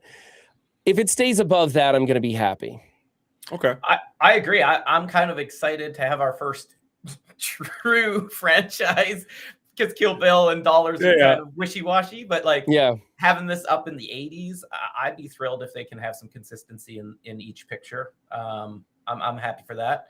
And maybe we can make a whodunit fan out of Dan Yet. We'll see. I mean, if they keep these performances up, I'm gonna have to get on board. What if there's a plot twist in the third movie? He scores a 95 for it. Woo. Didn't see that one coming. I think it's interesting that, like, of the top movies, I have the lowest score, and of the bottom movies, I have the highest score. I didn't notice that until just now. I'm like, oh, that's not a great look, Dan. That's funny though. It is funny. Hey, you gotta play somewhere. Absolutely. All right, that is our rating of Knives Out. But what's yours? Leave a comment down below. I'd love to hear from you. We record this every Thursday night over at twitch.tv/TheMongoolie Show. So head over there and drop a follow if you want to hang out with us live. Or if you made it this far in the video, you probably enjoyed it. Hit subscribe and like so that we see you in the next one. And we do hope to see you in the next one. Yeah. 74 from Dan. Yeah, I was a little bit lower. I really did enjoy this. And honestly, maybe it would have gone up a little more because we were just talking about it so highly. I mean, if we did, it's just not Dan's score, it's pretty easy because Ryan was 89 and I was 90. And it was just like, what happens if we disregard yours? But then it becomes number 1 pretty quick. Yeah. We're happy you completely disregarded it. First movie out. Yeah. And well, there's also that thing to be said where if we watch like 3 or 4 of these in a row, maybe this third one starts dropping just because you're like, okay, I'm just over that freaking accent and I want to just move on or something, like it is a strong accent. I will say that. Yeah. It's Dan, I'm with you. I enjoy a movie that catches me off guard and has a twist I didn't see coming. It's why I first really liked Shyamalan's movies. Sixth Sense. And then later I started expecting them. Yeah. And it wasn't as big a thrill. And then I would expect them when they didn't have a twist ending, and that was even worse. So I'm not sure if that's a good thing or not. It's kind of like when you watch a Hitchcock film and you're just waiting for the twist ending, and he's got a bunch that don't have one. And when you come across one of those, you feel a little disappointed and you can't get past it, even though the rest of the film is solid. I agree 100% with Shyamalan. I don't know if I agree as hard with Hitchcock, just because generally they're so well made, or at least the ones that I've seen. I know he's got like so many movies, right? So there's some stinkers in there, but no, they're well made movies, but some of them don't have a twist ending. Yeah, and when it doesn't happen, you feel, I don't know, you feel left out or something. You're like, wait, ending. Yeah, Shyamalan had an interesting career because obviously, like. Sixth Sense, phenomenal movie, and nobody saw the twist ending. Well, I mean, I'm not saying nobody saw it coming, but like nobody was expecting walking into that movie that there would be a twist ending. And then for the next like dozen or whatever he made, you're just like, where is it? Ah, there it is. Okay. So like by what was it they called? The one in the forest. The Village. The Village. Oh, yeah. Yes. I think I had that one figured out by the trailer. Oh, see, I didn't know what the twist was. I knew there was going to be a twist, but it wasn't the twist I expected. And when I saw that and it was what it was, I don't want to spoil it. I was like, that's the twist. I'm like, I mean, I guess that's kind of cool, but that's not the twist I wanted, and I Yeah. felt a little left out. I remember watching that one with my girlfriend at the time, not Amy, someone else. Whoa. And Sorry, she was Amy. not a cinephile whatsoever. She was not a moviegoer. So I took her to this movie and watched it, and I was like, "Oh, that was like the twist I thought was from like the trailer. Like, oh, that was so disappointing. Like, I knew that going in." She's just like, "Then why did we watch it? Like, if you knew it was going to happen," I'm like, "I still wanted to see it." Like, what do you mean? Why would I not watch a movie? Like, clearly, just like oil and water on that relationship. And It was that's just why the one of those funny relationship things. didn't work right there. Oh, Dan's yeah. like, nope, get out. Tuck and Fizzled pretty roll. hard. I ain't even slowing down. I remember. So that was the summer Alien versus Predator came out. And I was like, I don't know. I haven't seen all the Alien movies. I haven't seen all the Predator movies. I'm going to like go through all of them, get caught up so I can watch this when it came out. And the look on her face when I said I was going to watch like 7 movies just so I could watch a movie, I was like, oh, this isn't going to work. Like, no.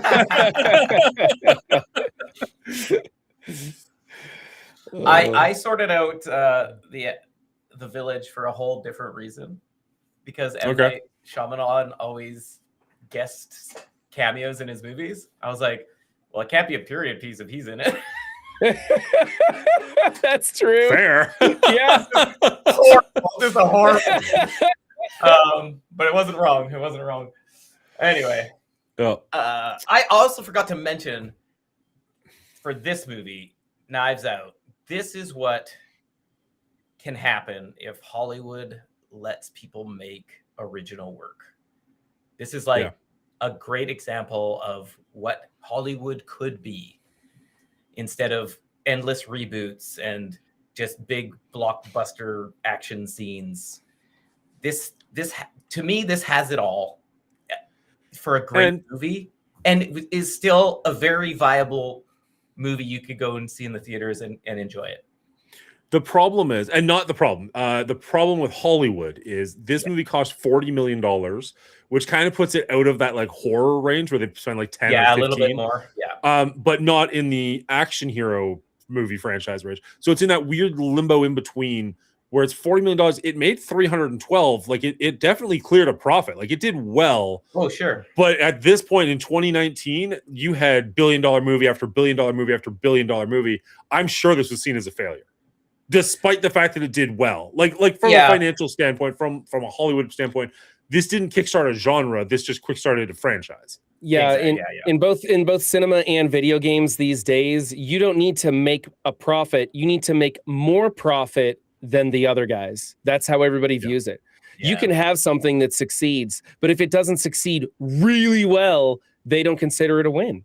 And it's really sad because this is fantastic cinema that we got to see. And I want like more of it. It's not based on anything. It's like it's based, obviously, it takes from a lot of movies in this genre, but an original work, right? It's like a Tarantino. It's taking it's refreshing. It's just refreshing. Homage, but it's not like a direct copy. Exactly. Yeah, it's not a rip or not even based on a book or whatever, right? So no. Anyway, I forgot to mention that. I mean, if the next one's good, maybe I'll throw that into the episode. But the next ones, I don't know. Netflix is pretty tight-lipped on things, so I don't know if it'll tell me what their budget is or what their gross is or what the estimated gross is. Yeah. But they are Netflix exclusives, which is that a good thing or a bad thing? I don't know. Like it's hard to say. But it's funny because wasn't Harlan like, I don't want you selling this off to Netflix and cheapening the books into movies, and then Netflix buys the freaking franchise. That's super funny to me. Yeah. One thing we didn't mention, and I've got it behind me on this background, was the scene when Blanc sits down in front of all these knives, and it's perfectly positioned, his head in the center of it, illuminated just perfectly. It was a beautiful shot. And they even said the title a couple of times in the film, Knives Out, The Knives Are Out, etc. And to have the knife be the thing that kind of foils Ransom, it was great, man. So much of this movie just goes well with itself. Yeah, it's definitely well done. And I think, what is this Johnson's like next project after he did the Star Wars, which a lot of people are hot and cold on him directing that one. I think that just goes to show the Disney machine is its own thing. you can only get so much out of it. Sorry, you mentioned Star Wars. Is that where that? Yeah, Because yeah. that, like, Ryan Johnson's career is something I wanted to touch on a little bit. I know the episode's over, but whatever. Oh, he did 'cause- Looper. Yeah, Looper he's was Looper, good. I liked Looper. I feel like Ryan Johnson, again, when this movie was coming out, people were talking about it an awful lot. I was expecting him to have a longer career, or for lack of a better term, a better career, in order to have snagged a Star Wars movie and then have started off this one. Like, Looper's the only movie that I see before that, and I don't think Looper did very well. Like, it was a fun It movie, was decent. Yeah, I don't know. but I don't think it was like. I keep getting Looper and Jumper mixed up. Looper is the time Looper is travel the one one. with Bruce Willis and Yeah, okay. what's So maybe the it did do name? better than I thought it was. Blunderbuss. He's got the blunderbuss gun. I just remember at the beginning of that movie, there is zero sound, absolute no sound at all. And everybody does this. They think their TV's too quiet and they turn the volume up. And then somebody appears and he fires his shotgun at him and it blows your ears out. That's funny. Nice. Yeah, Looper was decent. I didn't see that one until like much later. I saw it on Netflix or something, but I thought it was fun for what it was. The funny thing about Looper is when I was in university, I took a playwriting class, and the final project you were supposed to write a script for either a play or a movie or whatever. And I literally wrote Looper. And so I want to go and sue Ryan Johnson's ass. But I think it was like on a floppy disk and it's probably gone to the wind by now. But that motherfucker found my script, made it much better than I ever could write it. But I should get some due rightly deserved monetization off of that thing. It was fun. Good luck with your journey. Yeah. Yeah. Son of a bitch. Literally like a bounty hunter going into the past to off himself to prevent something happening in the future. It was like a direct. I was just like, damn, but they got the time travel thing way better than I did. It was so funny. Fantastic scene when that guy's running away and they're carving things into him in the past and his body parts keep falling off and disappearing and stuff. Yes. So I thought it was a fantastic time travel movie. They did have a little bit of, hey, let's just we'll mention some of the flaws of time travel in some dialogue and just disregard it. Yeah, which is about the only thing you can really do in some of these time travel movies. Yeah, but the less you talk about how it works, the better, right? Yeah, exactly. Yeah. And then of course Joseph Gordon-Levitt's in that, and I think he was in Brick, which that was first Johnson movie. And in the podcast in Knives Out is Joseph Gordon-Levitt. He's the one yelling on the podcast like, "We're gonna burn his fingerprints off," and blah blah blah. What that Marta's sister's listening to. Oh, okay. That's his little cameo voice. I don't think I've ever heard of Brick. Yeah, I haven't seen Brick, but I've heard good things about it.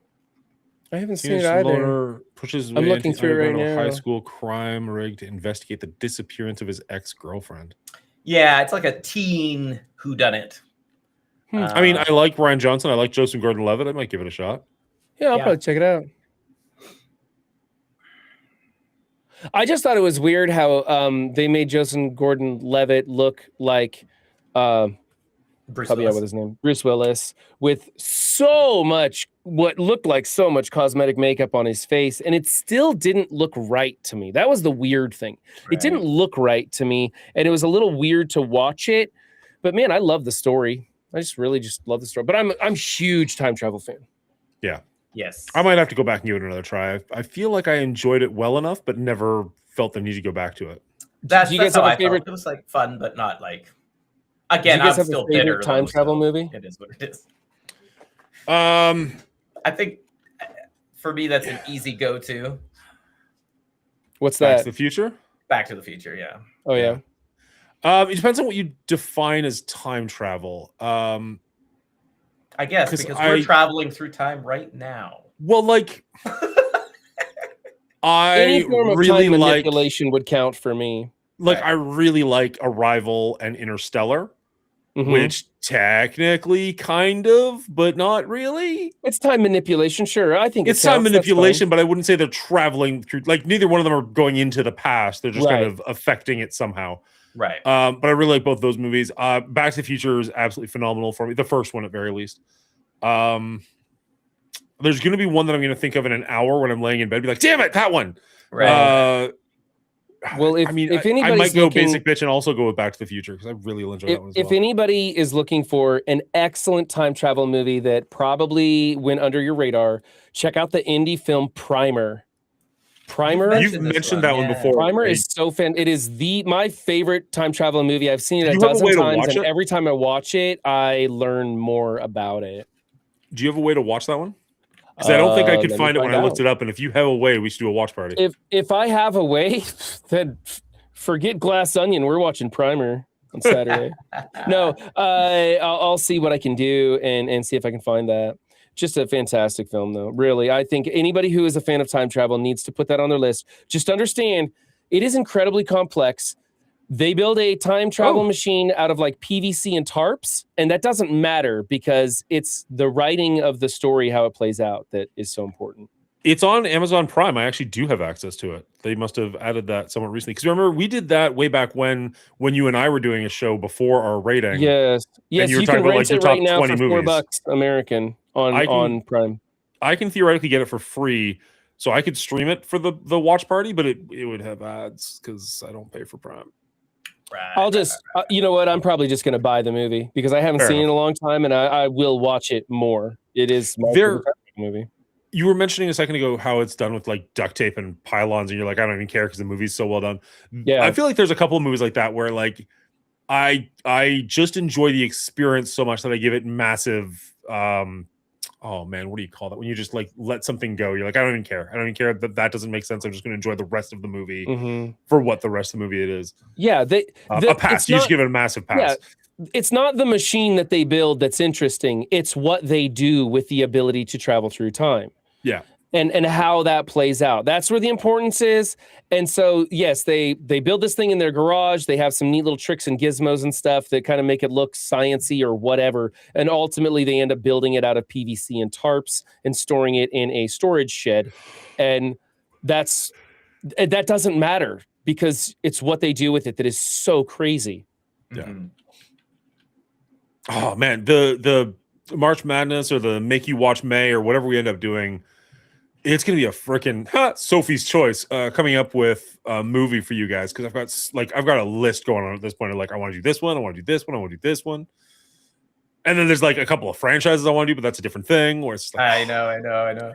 Yeah, I'm with Max Carnage. I actually like Back to the Future 2. Back to the Future 1 is great. I actually like Back to the Future 2 more because it's just a nostalgic movie. Terminator 2 is great. One of the few sequels that I thought was better than the original was Terminator 2. It happens on occasion. I'd agree with that. Back to the Future 2, I feel like I held in high regards for a long time. And then maybe 7 years ago, I did a rewatch of the franchise and I was like, oh, 2 might be my least favorite. Oh, maybe I need to rewatch it. It's been a long time. Yeah, I don't know if it holds up as well. Well, because it was the first time I think I'd seen it since, because they go to 2015. And I think I watched it in like 2018. I was like, okay. I need to see The Fountain. I haven't seen that yet. That's one that needs to be on my list. I don't know what The Fountain is. Is that Hugh Jackman in The Fountain? I think so, yes. Oh, The Time Machine. That's a great... I enjoy The Time Machine. I don't know that I'd make it my number one. Is that Guy Pearce? That's Guy Pearce. I do like Guy Pearce. I put it on the game show that I showed for you guys, but like the image of the moon when they mine it and it explodes and it's just like stretched over the sky, that has stuck with me since the day I watched it. I love that. Like weird little sci-fi imagery like that will just stick with me more than plots will half the time. Right. I know it's a dumb reason to love the movie, but there's other things I like about it as well. But no, for sure. Thing sticks out. Terminator 2, if I can go back there for 1 second, is one of those movies where people ask you, like, if you could watch a movie for the very first time, Terminator 2 might be on that list simply because I feel like I watched Terminator 2 before I watched Terminator 1, and I knew he was a good guy before I watched it. Okay. But if you go out of Terminator 1, where he is this horrific killing machine just like hunting you down, and you go into Terminator 2, that hallway scene, you're tense because you're just like, what the fuck is about to happen? Like, you got the liquid cop on one side who, like, he's obviously not a good guy. You got Terminator on the other side. Like, how is he going to get out of this? And it's not until he's like, get down. Where you're like, oh, he's on our side. Oh, okay. Like, you think he's like fighting two Terminators at the same time, which would totally make sense back in the day. Like, double your Terminator, whatever. Like, it's just, I'm not saying it would actually be my number one choice, but it's one of those, like, I wish I got to experience that twist. Like that and like Darth Vader were never twists for us because we just grew up knowing them, right? Like, they were in our DNA. See, for me, it'd be the Blair Witch. I'd want to see that for the first time again because you can't see it. The second time, it has zero value. I've never seen it a second time. I watched it in theaters. Actually, no, that's not true. I watched it in theaters twice. I've never seen it since then. I watched it in theaters and I was so absolutely shook by the ending. It was incredible. And I never wanted to see it again because I just knew what was coming. Yeah. And it just ruined it. The thing with Blair Witch, more so than the movie itself, was the hype around the movie, and not like hype in the way that you get like Endgame. This like nowadays, you're like, oh my god, it's superheroes. It was the hype that people thought it was shit. People thought it was real, and like that's weird to say to people in 2026. It invented a genre of film, you know? Right. Yeah. Nobody knew about found footage. There'd never been a found footage movie before then. Nobody had thought of that genre. And they played it off. Like, I had heard so many different rumors about how they made it, where it was like, it was real, or they went out into the woods and they didn't have a script, and people would just like leave them notes at the beginning of the day, like, do this, this, and this. And then they just have to make up the rest and like film themselves doing it. So like when they throw the map into the river, like one of the three of them just got that note at the beginning of the day, just like throw the map away. And he's like, fuck, all right. Like, I don't know if any of it's true, but it was fascinating to pay attention to. And even the three main actors, like, they signed contracts. Like, after they filmed that movie, they were not allowed to go in public essentially for like a year until after the movie had come out. So people were like, I haven't seen her in a while. Like, what the, like, maybe, I don't know. Like, what happened? You couldn't make that movie in 2026. Like, with so much social media and whatnot, you wouldn't have a chance. A documentary of the making of the Blair Witch than rewatch it. I would absolutely love to see a behind the scenes thing about it rather than that. Chat's going nuts over here talking about Hot Tub Time Machine. You know what's funny? I get a lot of people when I say what's your favorite time travel movie, a lot of people actually point to Hot Tub Time Machine. Really? Definitely not me. I remember enjoying them, but not like, oh my god, so good. I only saw the first one. I'm a John Cusack fan. Okay. And I'm going to be canceled here for saying this. I'm not as much of a fan of Fat Cusack, which is the older, puffier version of John Cusack. I don't think I've ever heard you body shame someone like that before. That kind of takes me aback. I know. It's because it's such a horrible joke. No, I really love John Cusack. And, but I don't know. That's just not my humor. I don't know. Yeah, wasn't for me either. I'm not going to shame anybody else for liking it because it's a popular film. A lot of people like it. For sure. The first time watching The Sixth Sense, I would like to watch The Sixth Sense for the first time because I don't think I appreciated it as much as everybody else did, and I don't know why. And I'm wondering if maybe back in the day, the ending had been spoiled for me before I went and saw it. I didn't like the kid in that movie. I found him annoying to watch. So I need to rewatch The Sixth Sense. There's a few kids in that movie. I thoroughly enjoyed The Sixth Sense the first time, and then I didn't watch it for a really long time, and I watched it with my kids within the last year or something for probably the first time since like the summer it came out. And I was surprised how well it held up, even obviously knowing the twist, but also watching with people who didn't know the twist. So you got to see them react to it the first time. Reactions are like fun, I don't know if you'd call it a horror movie per se, but there are definitely creepy elements to it, and they do a good job with that. Where like just showing you a little bit of gore, not so much that you're like ugh, but just enough to be like, oh god, like just the jump scares. That's not quite the right terminology for it, but like but also like when you know what you're looking for. And you can watch through the movie and do it. Like it does hold up on a rewatch. You're not going to get the twist again, but the rest of the movie is like, oh damn, this is well made. I need to sit back and check that one out. I guess I'll have to go do it again. I think Stir of Echoes came out like right after it, and I like Stir of Echoes. I remember Stir of Echoes being one that I enjoyed more than The Sixth Sense. Yeah, Kevin Bacon, where he smashes through the floor to figure stuff out, finds dead bodies on the floor and stuff. I mean, I don't know. I mean, I think I've only seen it once. and I really enjoyed watching it. I don't know if it's a great movie, but it's a fun movie. Yeah.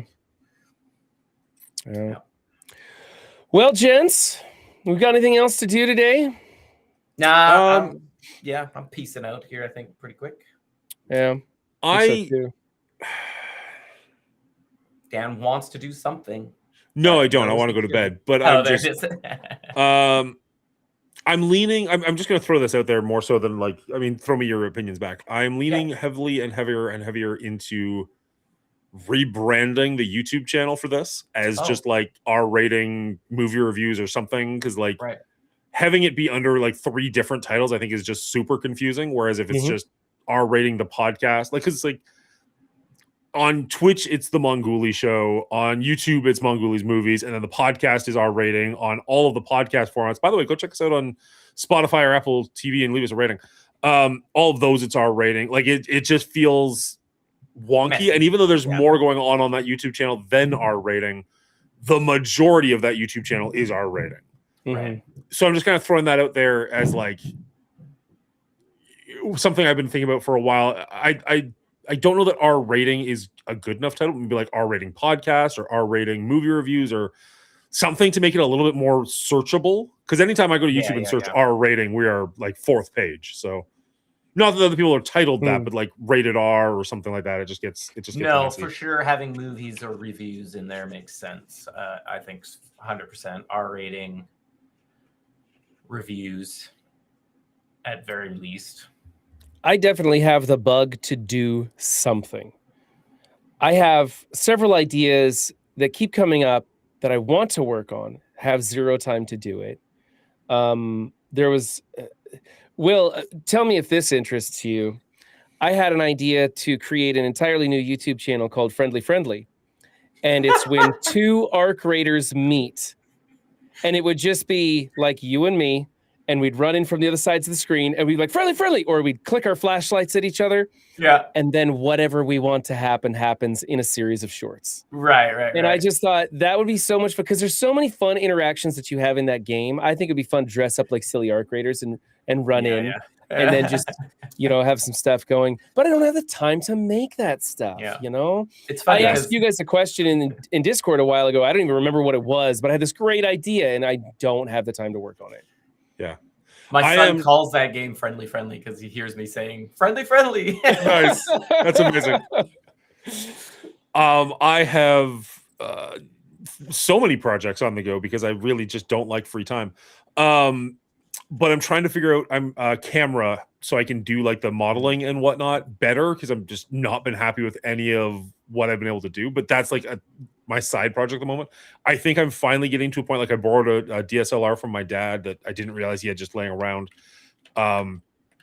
And I'm getting to the point where I'm like, okay, I think I'm at a point where I can make this work and I can start like building stuff and actually have it look decent. Because I tried one with a webcam and holy shit, did that look terrible. Oh no! I almost want to make a short about how terrible that looks.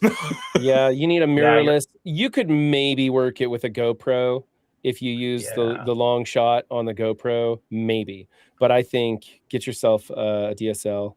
Yeah. At that point, your phone is going to have a better camera than most stuff. Yeah, and that's what I was doing for a little bit. But even then, I was like, this still isn't not great. quite It's just okay. Yeah.